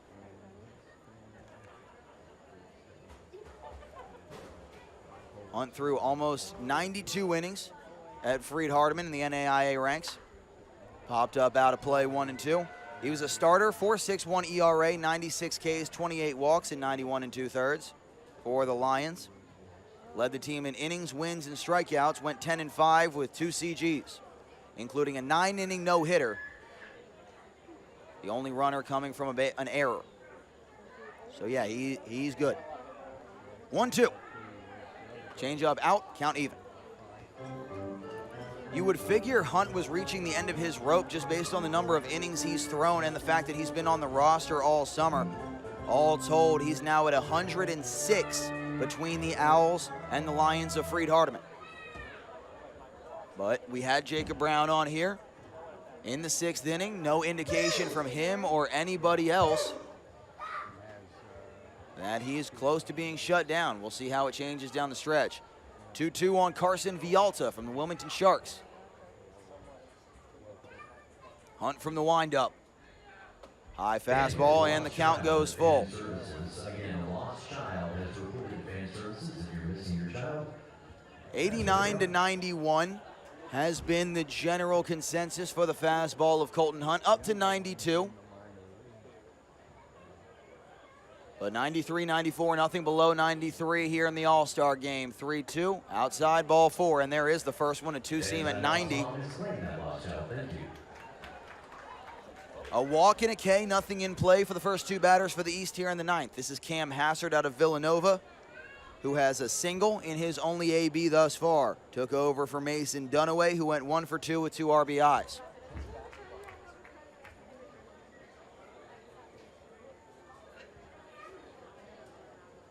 Hassard digs in from the left side. Infield pinches up the middle. Outfield playing slightly to the opposite way. On the ground to Blauser at second, underneath the glove. Vialta never picked up Lane Harvey coaching third, who was waving him around, wanted to test the arm of Antonio Brown.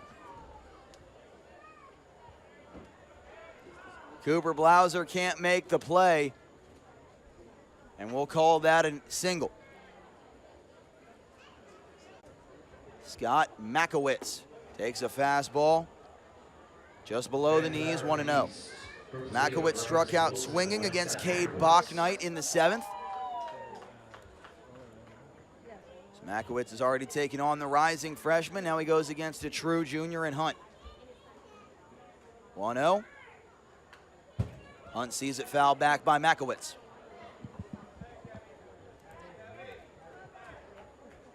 Scott Makowitz took a little bit of a step back in his 3rd year with the Rockets. He was on the wrong side of 200 for most of the season, crossed over the Mendoza line, ended up hitting 210, but he's trying to use that strong summer as a springboard. Ball and a strike on the lefty, originally from Millbury, Ohio. Suarez holding the runner on, now he backs away. 1-1, downstairs, ball 2. Nobody left in the pen. It's Colton Hunt, for better or for worse. And just based on the format of the All-Star game, you certainly hope this doesn't go to extra innings. With every pitcher slated to go just 1 inning, the exception being Zach Abbey, who started and threw 2 for the East. 2-1 on Makowitz. And skied out of play. Makowitz in his 2nd year with the Tobs. He had 202 in 2022, but a couple years back, he dominated the summer ball circuit. Up in the Great Lakes League, he was the 2021 Player of the Year, hit .375 with 9 homers and 11 steals as a primary second baseman. Now into the outfield.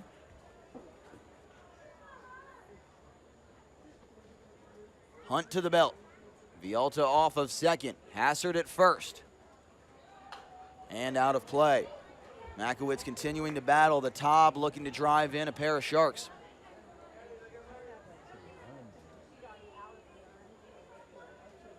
Mascots aplenty on the concourse in addition to Blowy the Blowfish. The Pilots have their mascot out here.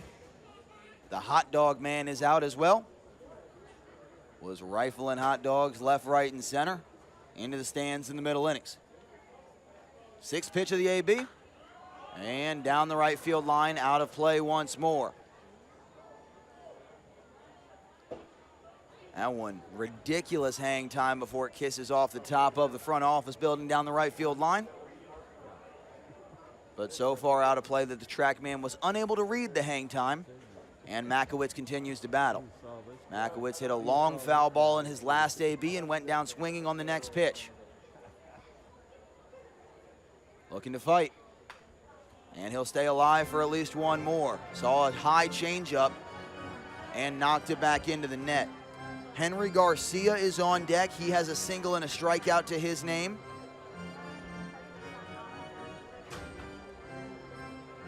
If Garcia ends up being the hero, there's no doubt in anybody's mind he's the offensive player of the game.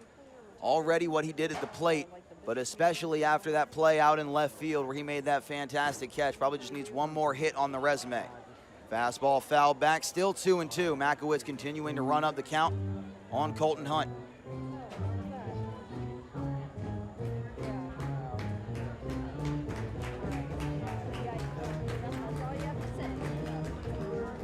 Ninth pitch of the AB.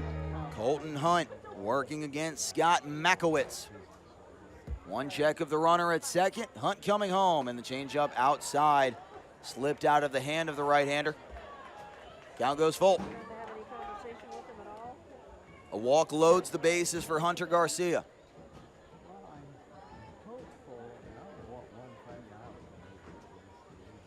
Henry ready and waiting. Makowitz at the dish. 10th pitch of the AB, 3-2. Colton Hunt to the delivery. Ball 4.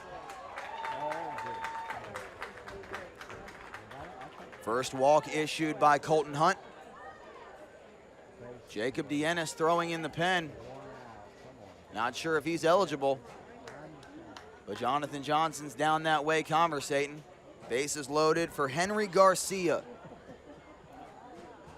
Bronx native going to work against Hunt. A single and a strikeout on Garcia's ledger, and a first pitch foul ball check swing on a heater around the hands.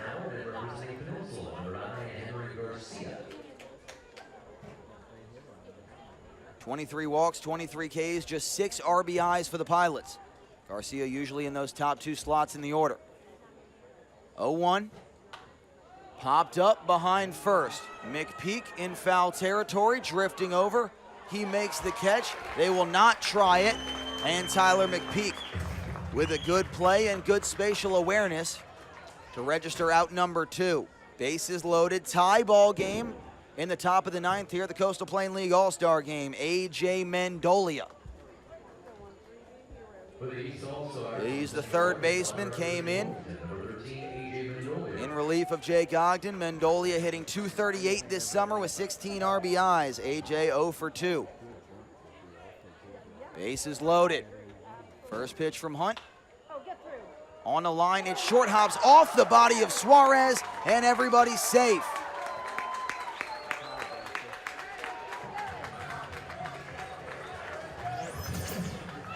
That's a hit on the scoreboard. It just knuckled. Suarez got caught in between, couldn't decide whether to come up, catch it in the air, or make the play on a hop. And Connor Daly comes out to conversate with his closer. A.J. Mendolia with the RBI single to bring home Vialta. The base is still loaded. Score 5-4.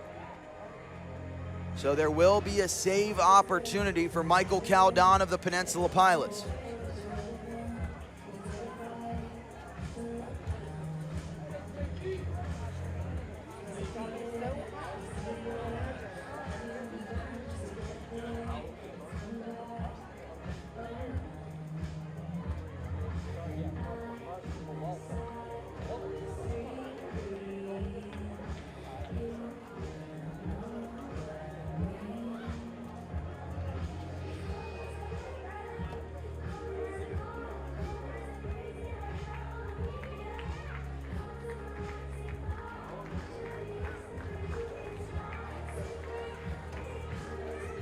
So Hunt has been shut down.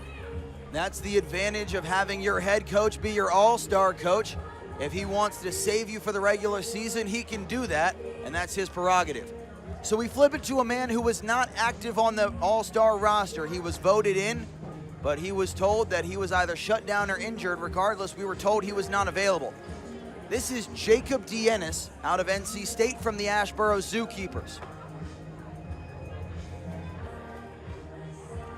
Now pitching for the West from NC State and representing Ashboro, number 23, Jacob Dienis. Dienis, the lefty from NC State, thrust right into the fire. 5 runs, 13 hits, 3 errors for the East, 4 runs, 7 hits, 3 errors for the West.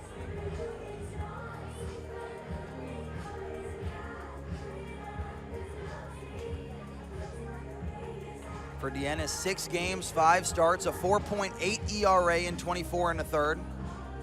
He's 0-2. Last worked just 2/3 of an inning on July 16th.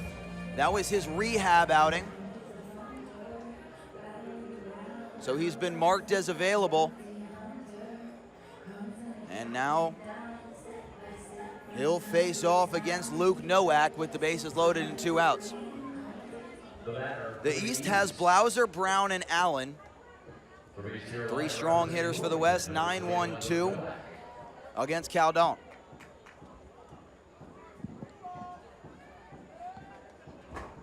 Caldon is a king of strikeouts. The ERA is always solid, but it's the K's that set him apart. First pitch fastball misses low and outside. Deanna's 14 walks in 24 1/3. That fastball at 88.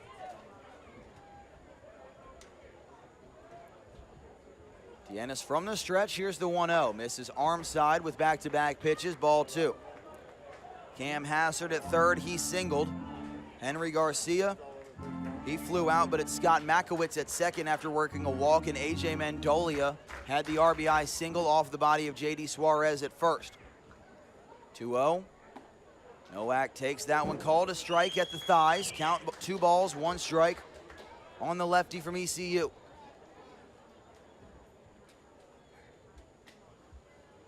Nowak digs in against his fellow southpaw. Everything a fastball thus far from Deannis. Outside, ball 3. A walk brings home a run. Deannis has been nothing but a starter for most of his career. Couple relief appearances at NC State this season, but more comfortable when he's stretched out. And a walk makes it a 2-run ball game.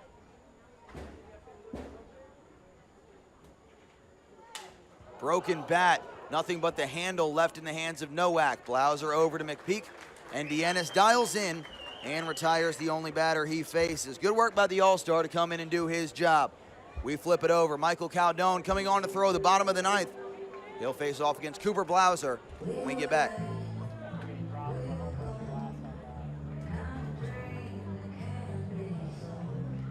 And so much yet to come, so don't go anywhere. After this barn burner of an All-Star game is finished, we've got awards coming out after the game. We've got our post-game Laser Light Show, that classic rock version of the Laser Light Show. You won't want to miss that. And fans, as you do leave the ballpark tonight, make sure you support the Batesburg Baseball Coaches Pitch team with your donations. Thank you.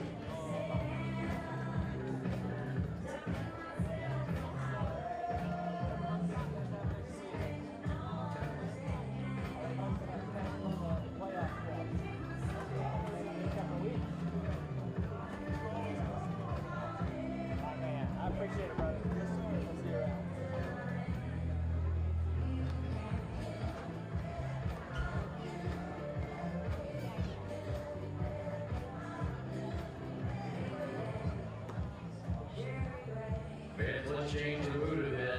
Let's pump things up as we try to pump the West to a win on their home field. Let's give it up for the Western Division as they come to the plate here in the bottom of the 9th.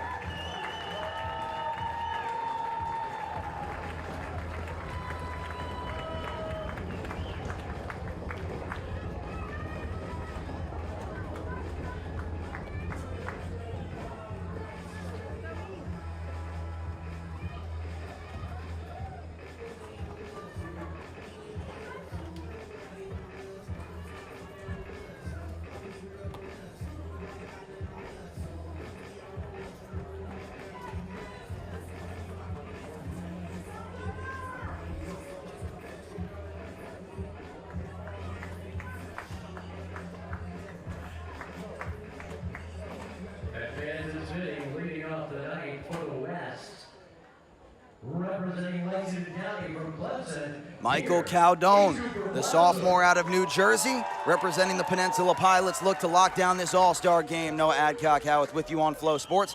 Cooper Blauser was robbed of a home run by Henry Garcia in his only AB. He'll take a fastball below the knees, checking in at 94 from the hard-throwing righty out of Felician College in New Jersey. D2 Golden Falcons. He went 5-2 with a 3.86 ERA, 88 Ks in 58 in the third. And Blauser waves over top of that one. 93 with high spin, 21 inches of sink, 14 inches of arm side run. The stuff is dangerous from Caldone. 31 Ks in 17 and a third across 12 appearances for the Pilots.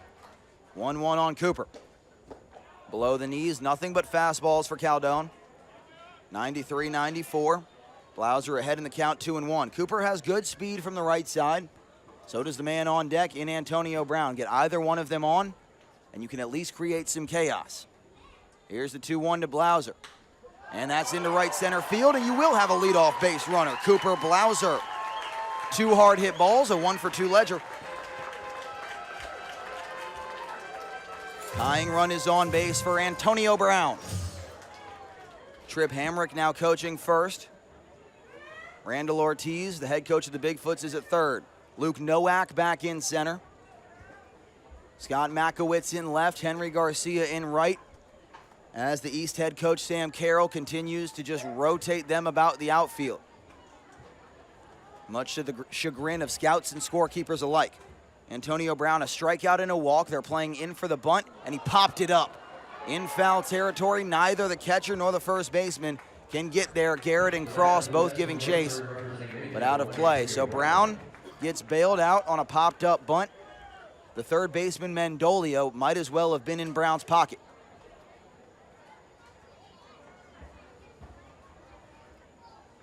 You heard Eric Edmondson mention it on the broadcast when he was with us, the broadcaster for the Bacon, back in inning number 5. Antonio's numbers average-wise have gone down over the course of the season, but he still can swing the bat well when he needs to. Hit .287 with 15 RBIs and more walks than Ks. Hard not to have it go down when you started the summer hitting .600 in your first 5 games. 0-1, Blauser off of first. The bunt is pulled back just in the nick of time by Antonio. High heat at 93. Would have been destined for the night sky regardless.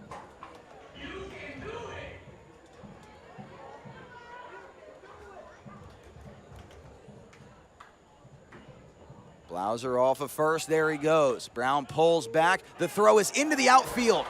Blauser's heading over to third. The throw from Nowak is airmailed again. Nobody was backing up, but it hit off the dugout wall.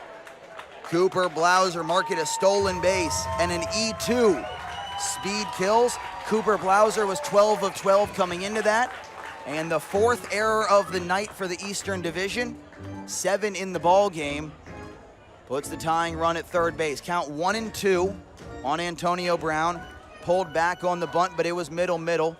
He was just trying to make sure that that base got stolen after he saw how good of a jump Blauser got. Caldone now out of the windup, infield in, outfield coming in as well to cut down Cooper. 1-2 to Antonio.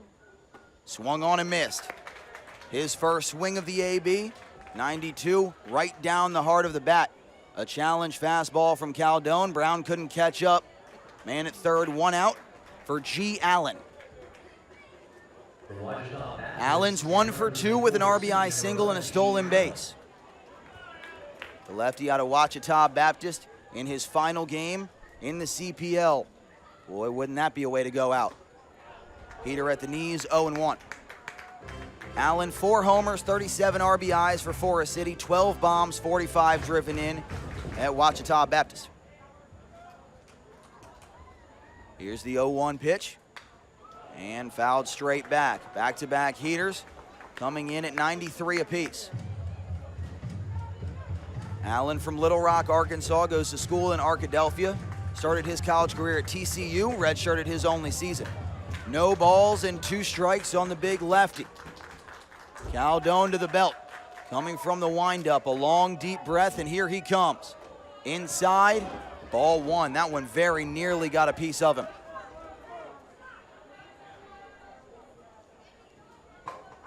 Nowak in center, shallow, looking to cut down Blauser at the dish. Garcia, middle distance, but it's a short porch. Makowitz the furthest back. Here's the 1-2.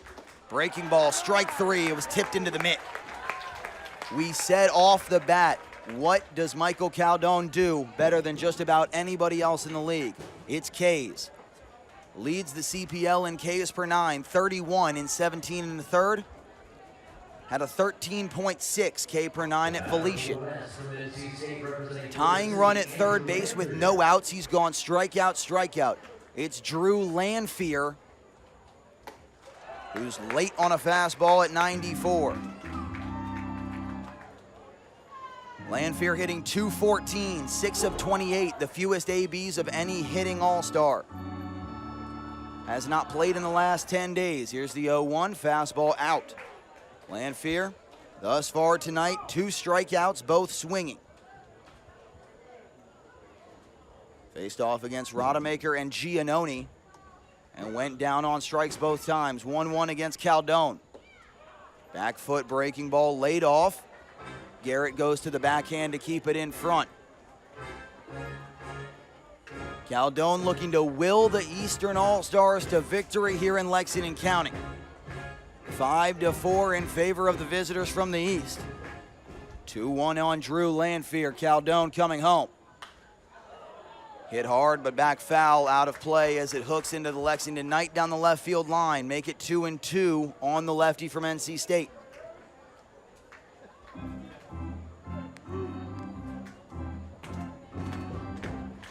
Michael Caldone against Drew Lanphier. 2 balls, 2 strikes, 2 outs with a tying run at third. Downstairs, ball 3. Just barely below the zone. Half a ball underneath the knees on the track man. And the count goes full. First base open, Tyler McPeak on deck. 3-2 the count. Caldone has turned to the fastball time and time again. Heater, ball 4.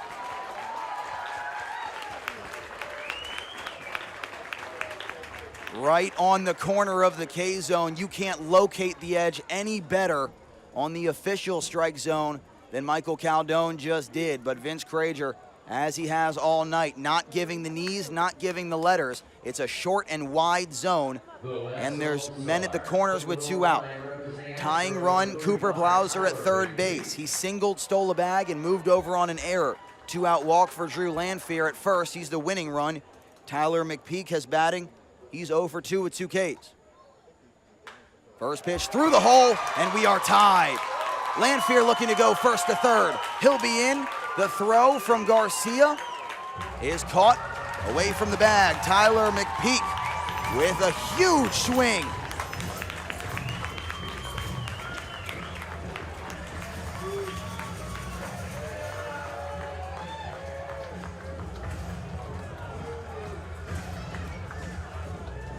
The batter is Kane Kepley, the true freshman from Liberty. He's walked, he's reached on what was initially called an error. We never did get an official ruling on whether it was a hit or an error. He also has a stolen base to his credit, and he can win it for the West in a 5-5 game against Michael Caldone. That was 102 off the bat of Tyler McPeak. First pitch, late swing, tipped into the mitt. Heater at 92 from Caldone.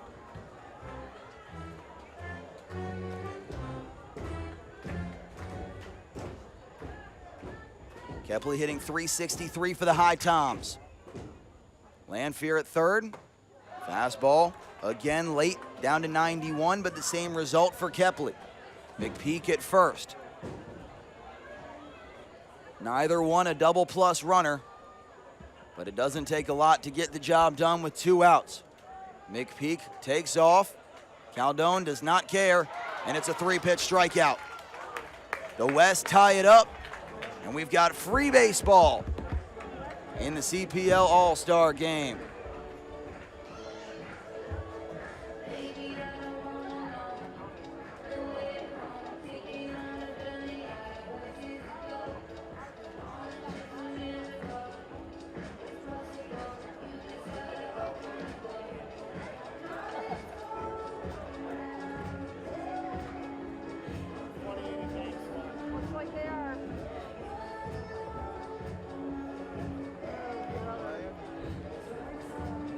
Fans, we're not done with baseball yet. We're going to play international rules, which states One extra inning with a man starting on second base for both teams. Again, one inning, an extra inning with a man starting on second base for each team.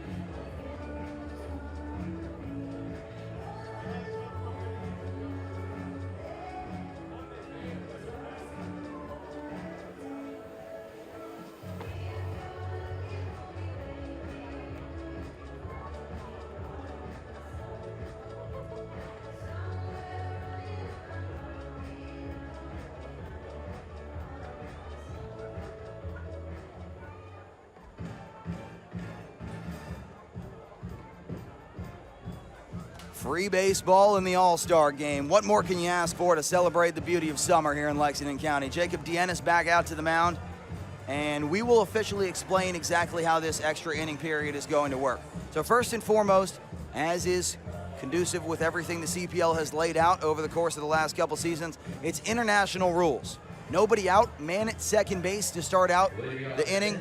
That'll be Luke Nowak, who was the last batted out. We're playing 10 and that's it.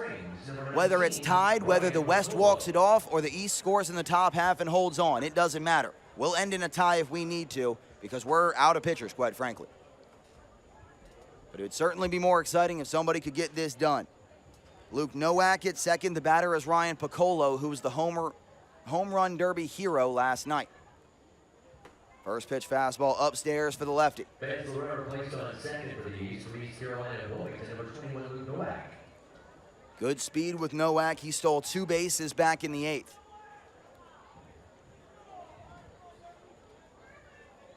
One ball, no strikes. Nowak off of second. Late swing on the fastball for Piccolo. 1-1. Nowak 16 of 17 stealing coming into tonight. 2 of 2 this evening. Anything to the outfield, he has a chance. Allen is back up against the wall playing no doubles. Brown shallow, but the weakest arm of the 3. Kane Kepley has a rifle in right. Pulling off of the fastball, hardest pitch of the night for Dienis at 89. Good high spin rate, 24.44 on that one, about 200 above the big league average of RPMs for a heater. Count 1-2 on Piccolo. Outside with the fastball, nothing but heat from Dienis. Facing an opposite-handed hitter to start off the inning number 10. It'll be Piccolo, Garrett, and Cross due up at the bottom of the order for the Eastern Division. They're a combined 1 for 5. 2-2 pitch. Upstairs, another heater missing arm side. Everything has been to that left-handed side away from the righty. Both intentional and unintentional. The count is full. First base open. Full count offering coming to Ryan Piccolo. In the dirt and past the glove of Lanfear. A walk and a wild pitch. Go ahead run over to third base. Men in the corners for Cole Garrett. Garrett's 1 for 2 with an RBI double. Had a big swing back in the 6th that put the East up at the time. The batter for BMI representing Tri-City, number 28, Cole Garrett. The whole calendar year, Garrett has delivered. Corners up, surprisingly the middle up, even with a double play available. Fastball out, 1-0. Piccolo, not the fastest guy in the world, but with both middle infielders drawn in, wouldn't be the worst idea to send him. It would be a long run for either short or second to cover the bag. 1-0. On the inside corner. Pure paint at 88 on the inside edge. A ball and a strike on Garrett.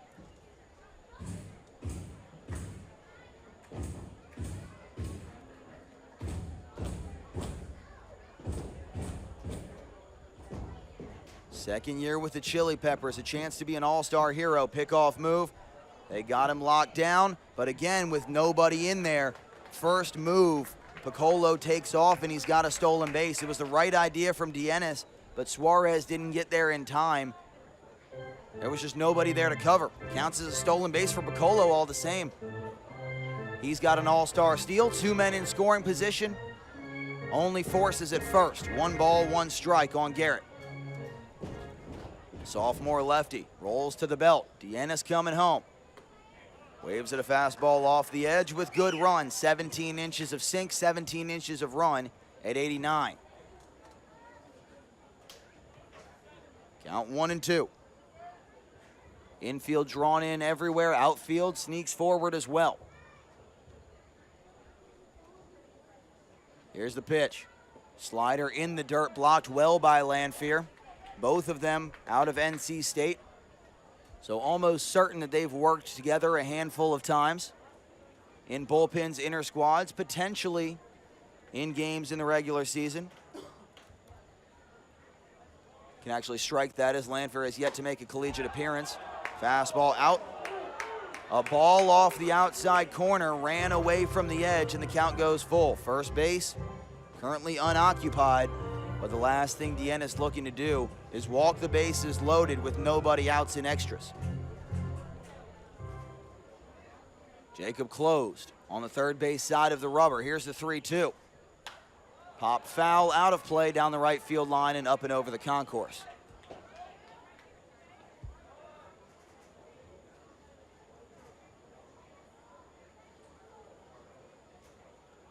No wind, short porches.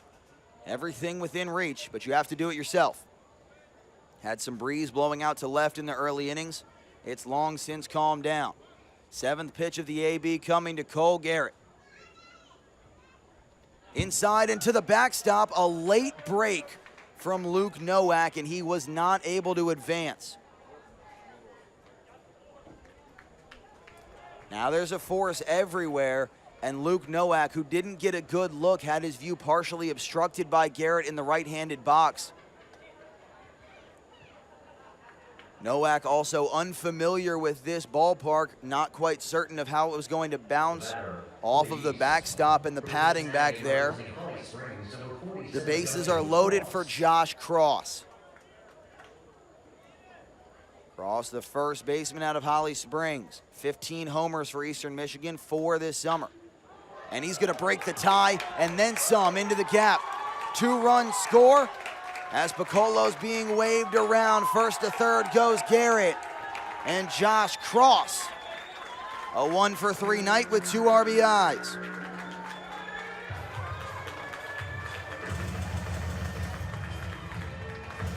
Jacob Dienis, who was scratched from this game and then added back when it looked like we might go to extras.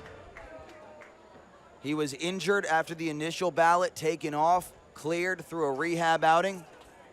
The batter of the East. And now he's back to work. 2 walks and a single to start off the 10th, 7-5 the East. Carson Vialta's 1-for-1 with a walk. Slider in the dirt, Lanphier swallows it up. The West will bat Cowart, Suarez, and Fallon, 6, 7, 8, with Cade Kepley, the automatic runner at second base. Garrett at third, Cross at first, nobody out in the 10th. Dienis home, hard hit to first. He steps on the bag, opts to go to second rather than the plate. He had the out at the plate if he wanted it, but it's a 3-6 double play. No RBI because it was 2 outs, but the runner scores. The score is now 8-5. So Carson Vialta 1-for-2 with a walk, no RBIs. Brings up Cam Hassard, who's 2-for-2 from the left side out of Wilmington. 3 runs in the top half of the 10th for the Eastern Division. 8 runs, 14 hits, 4 errors overall in 9 2/3. 5 runs, 9 hits, 3 errors for the West. Slider called a strike, 0-1. The East have left 7 men on base. 7 as well left on, actually make it 9 in 9 innings for the West. Lefty for Dienis against Cam Hassert. Breaking ball outside, count even.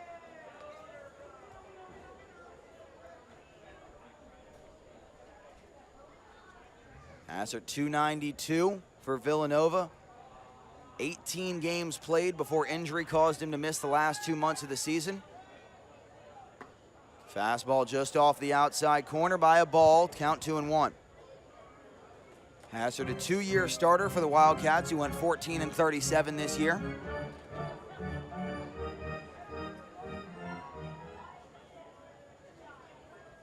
Has shown the ability to hit for average here in his junior season after showing power above all else in his first 2 years at Villanova. 3-1 now on the lefty. Hassert looking to get on base for the 3rd time in as many tries. Scott Makowitz waits on deck. He's 0 for 1 with a walk.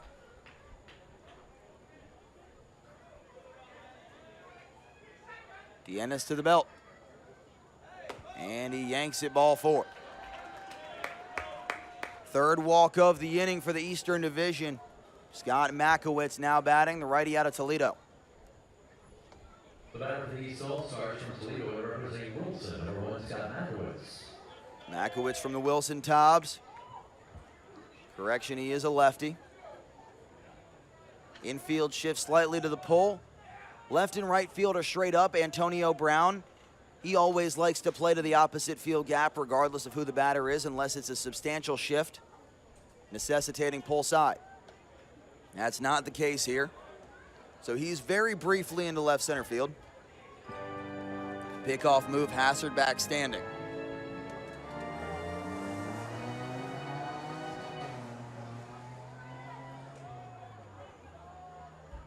Makowitz, a walk and a strikeout off the bench for the East. Miss is starting to be more consistent. After he was heavy arm side early here in the 10th, Jacob Dienis is overcorrected. You can see the fatigue in the arm of the lefty, who has gotten 3 outs. Got the last batter he faced in the 9th, only man he faced. First 3 men reached before the double play. 4 of 5 batters have gotten on base, and Drew Lanphier calls time.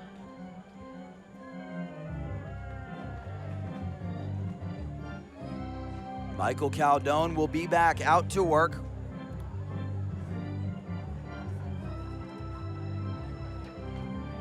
He's gone 3 starts in 12 games for the Peninsula Pilots. He's 2-2, but never more than 3 innings. So he's stretched out for multiple if you need him.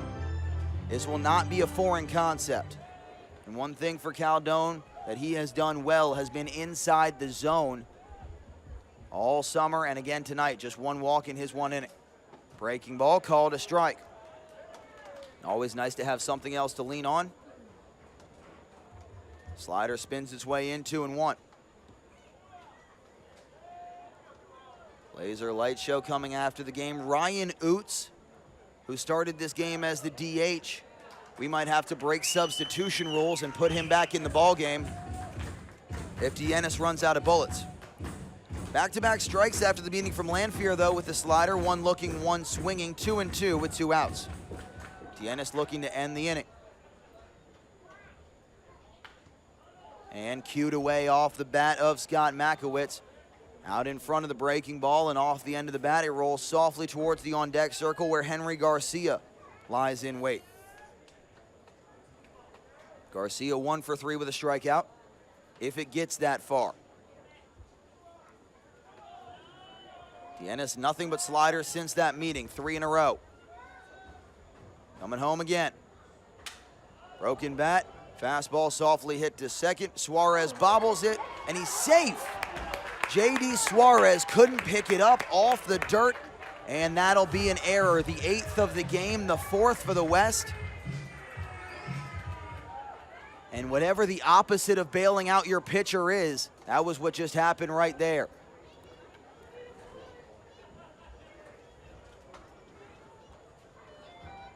Jonathan Johnson out to the mound to talk to Dienis. JJ, one of the honorary coaches tonight. 6 years in the majors as a pitcher after a first-round draft selection out of Florida State, mostly with the Texas Rangers. He's also the winningest coach in Blowfish history with over 100 wins. Now the head coach at Columbia International University, an NAIA program. in downtown Columbia.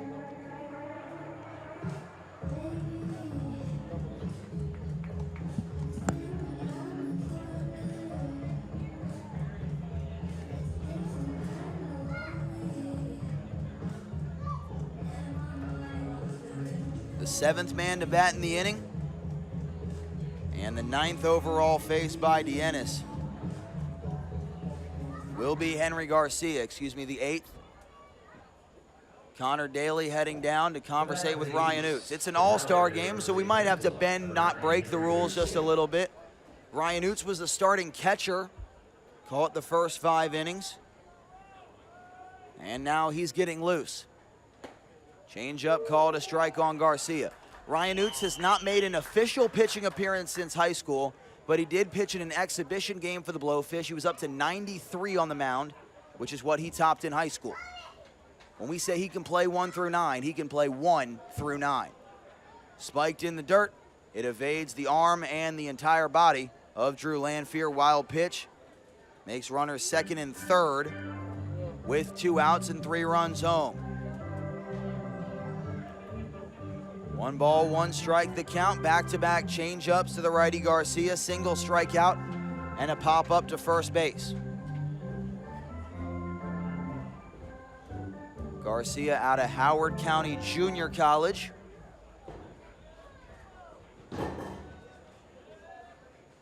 Bronx native, takes one downstairs. Now 2-1, first base is open. A.J. Mendoli is on deck. Garcia stands ready from the right side. 2-1 on Dienis. Waving at a changeup for strike 2. Dienis looking a little bit in pain. We never got an official answer on what his injury was, but a bit of an awkward landing here on the mound at Lexington County Baseball Stadium. Count 2-2 on the righty Garcia. Makowitz at second, Hassard at third. 3 runs home for the East. High changeup, count goes full.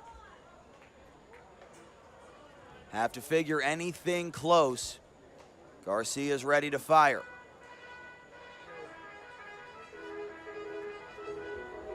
First impressions are nice, but might as well leave them with one last good one. Payoff pitch. Upstairs, ball 4. 4th walk in the inning for Jacob Dienis. And here comes Connor Daly. 7 batters faced. 2 outs, both on the double play. The error off the glove of J.D. Suarez extending the inning for Jacob Dienis. And we're going to see Ryan Oots, the starting catcher for the Western Division, come out to pitch in extras.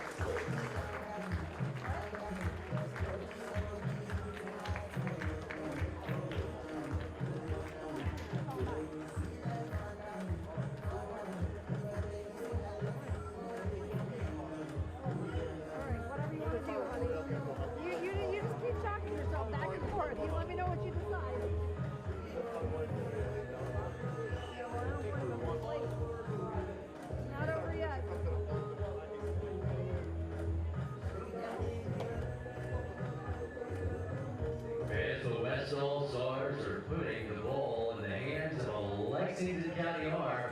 Welcome to the mound from Presbyterian and representing Lexington County, number 1, Ryan Oots.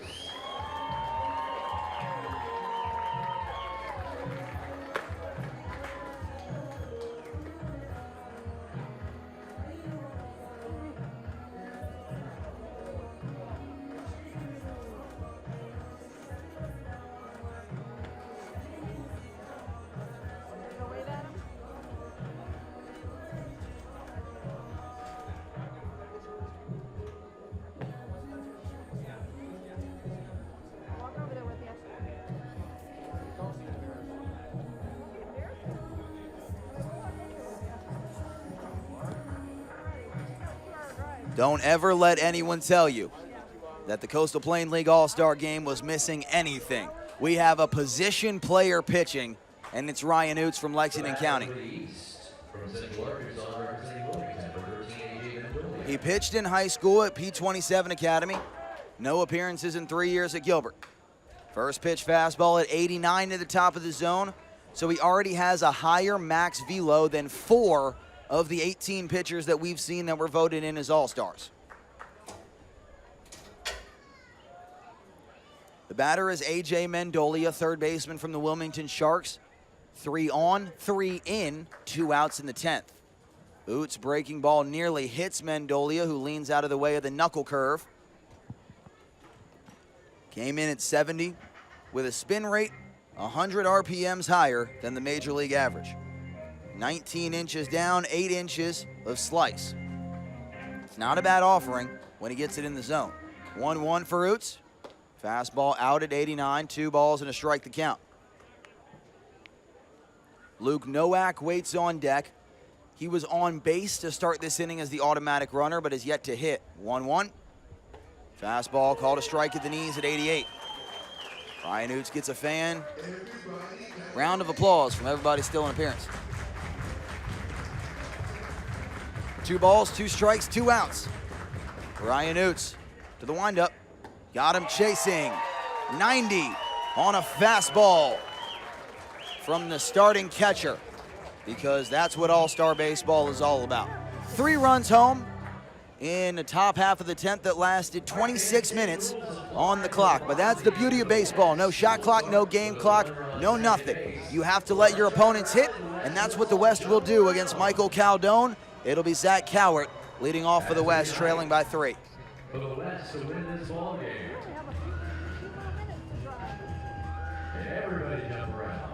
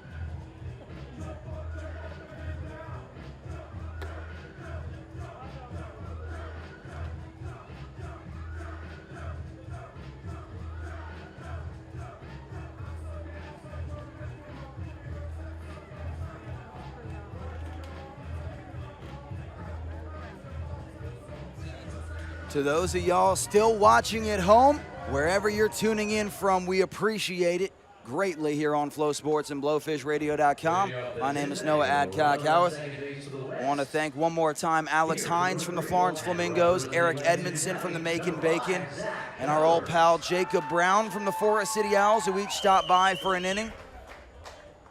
To break things up a little bit, automatic runner on second base is Kane Kepley. Leadoff man is Zach Cowart. Score is 8-5 against Michael Caldone in his second inning of work for the Western Division.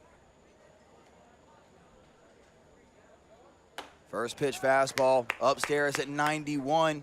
Cowart can't lay off, and the count quickly no balls and a strike. High spin at the top of the zone, so difficult to say no to. If Cowart can be the one to lay off, he'll be one of the first. Caldone from the stretch takes a look at second and brings home a heater above the top of the zone. Vince Crager wants to go home. That was a ball and a half above the top of the zone, and the count is 0-2.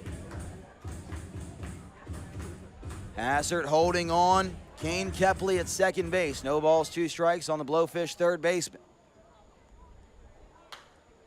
Popped up down the left field line, out of play. Mendolia gives chase, but it hooks into the general admission seating down the left field line, and Cowart stays alive. 91 at or above the letters on 3 consecutive fastballs.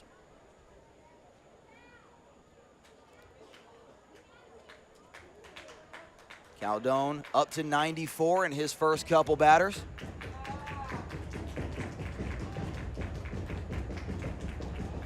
Been 90-92 since. 0-2 on Cowart.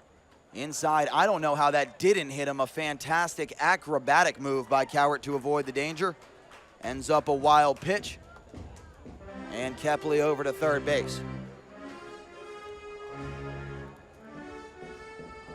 Cowart showing off the fancy footwork on a changeup that was pulled to the glove side. First non-fastball brought forth by Caldone this inning. 1-2 on Zach Cowart, who's reached on an error and struck out swinging on a high fastball. Garrett runs through his progressions and sets the target at the waist. Fastball up to 93, middle. Cowart right on it, back into the net with a firmness. Still 1-2.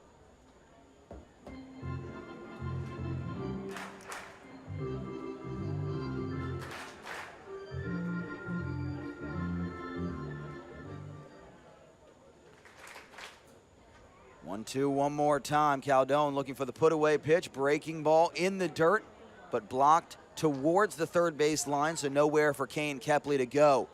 2 balls and 2 strikes.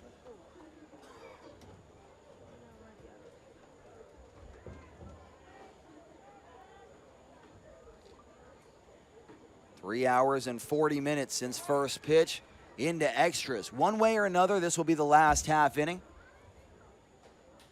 Playing into the 10th, but nothing further beyond. 2-2. Foul down the left field line. Zach Cowart not ready to go home just yet. There's somebody from Florence throwing in the bullpen if Caldone runs out of juice. It's hard to tell. It might be Noah Stout. It's the 8th pitch of the AB to the lefty from North Greenville, Zach Cowart. And foul back, he will see a 9th.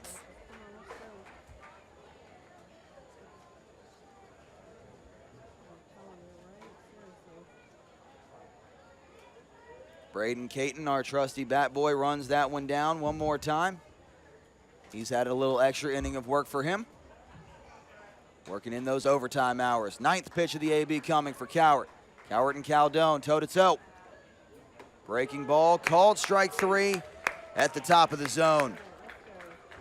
First curve that Caldone shows to Cowart. Held it all the way to the end of the line, and Zach couldn't pull the trigger. 1 on, 1 out for J.D. Suarez. The batter for the West All-Stars from the College of Girls and representing High Point Thomasville, number 24, J.D. Suarez.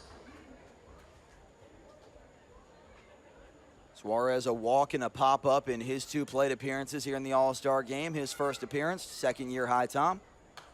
And fouls this one right back over our heads. Up on press row in section 208. No balls and a strike the count on the former Charlotte 49er, future College of Charleston Cougar. Kepley still waiting at third base, got on as the automatic runner. That's Jake Ogden, who was getting loose. He's since sat down on the ground to short. That'll bring in a run, but Hassard across the diamond to cross. And the Eastern Division All-Stars are 1 out away from an extra inning victory.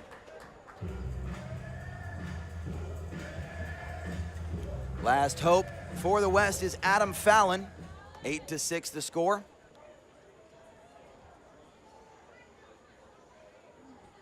Adam Fallon, a single and a hard line drive to first base. He's 1 for 2. Fallon from the Martinsville Mustangs. In the camo top.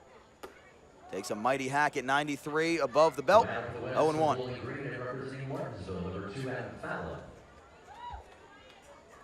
Fallon, the senior, digs in. Got 1 more year of eligibility left. And sends that one back over the net. Back-to-back foul balls. 0-2. Michael Caldone looking to send us home and send the Eastern All-Stars away with a victory. Looking to sweep the day after they won the Skills Challenge last night on the back of Ryan Piccolo in the Home Run Derby. 0-2 from Caldone. Swung on, strike 3, and the Eastern All-Stars win it. Michael Caldone, a blown save and a win. He'll take that trade 9 times out of 10.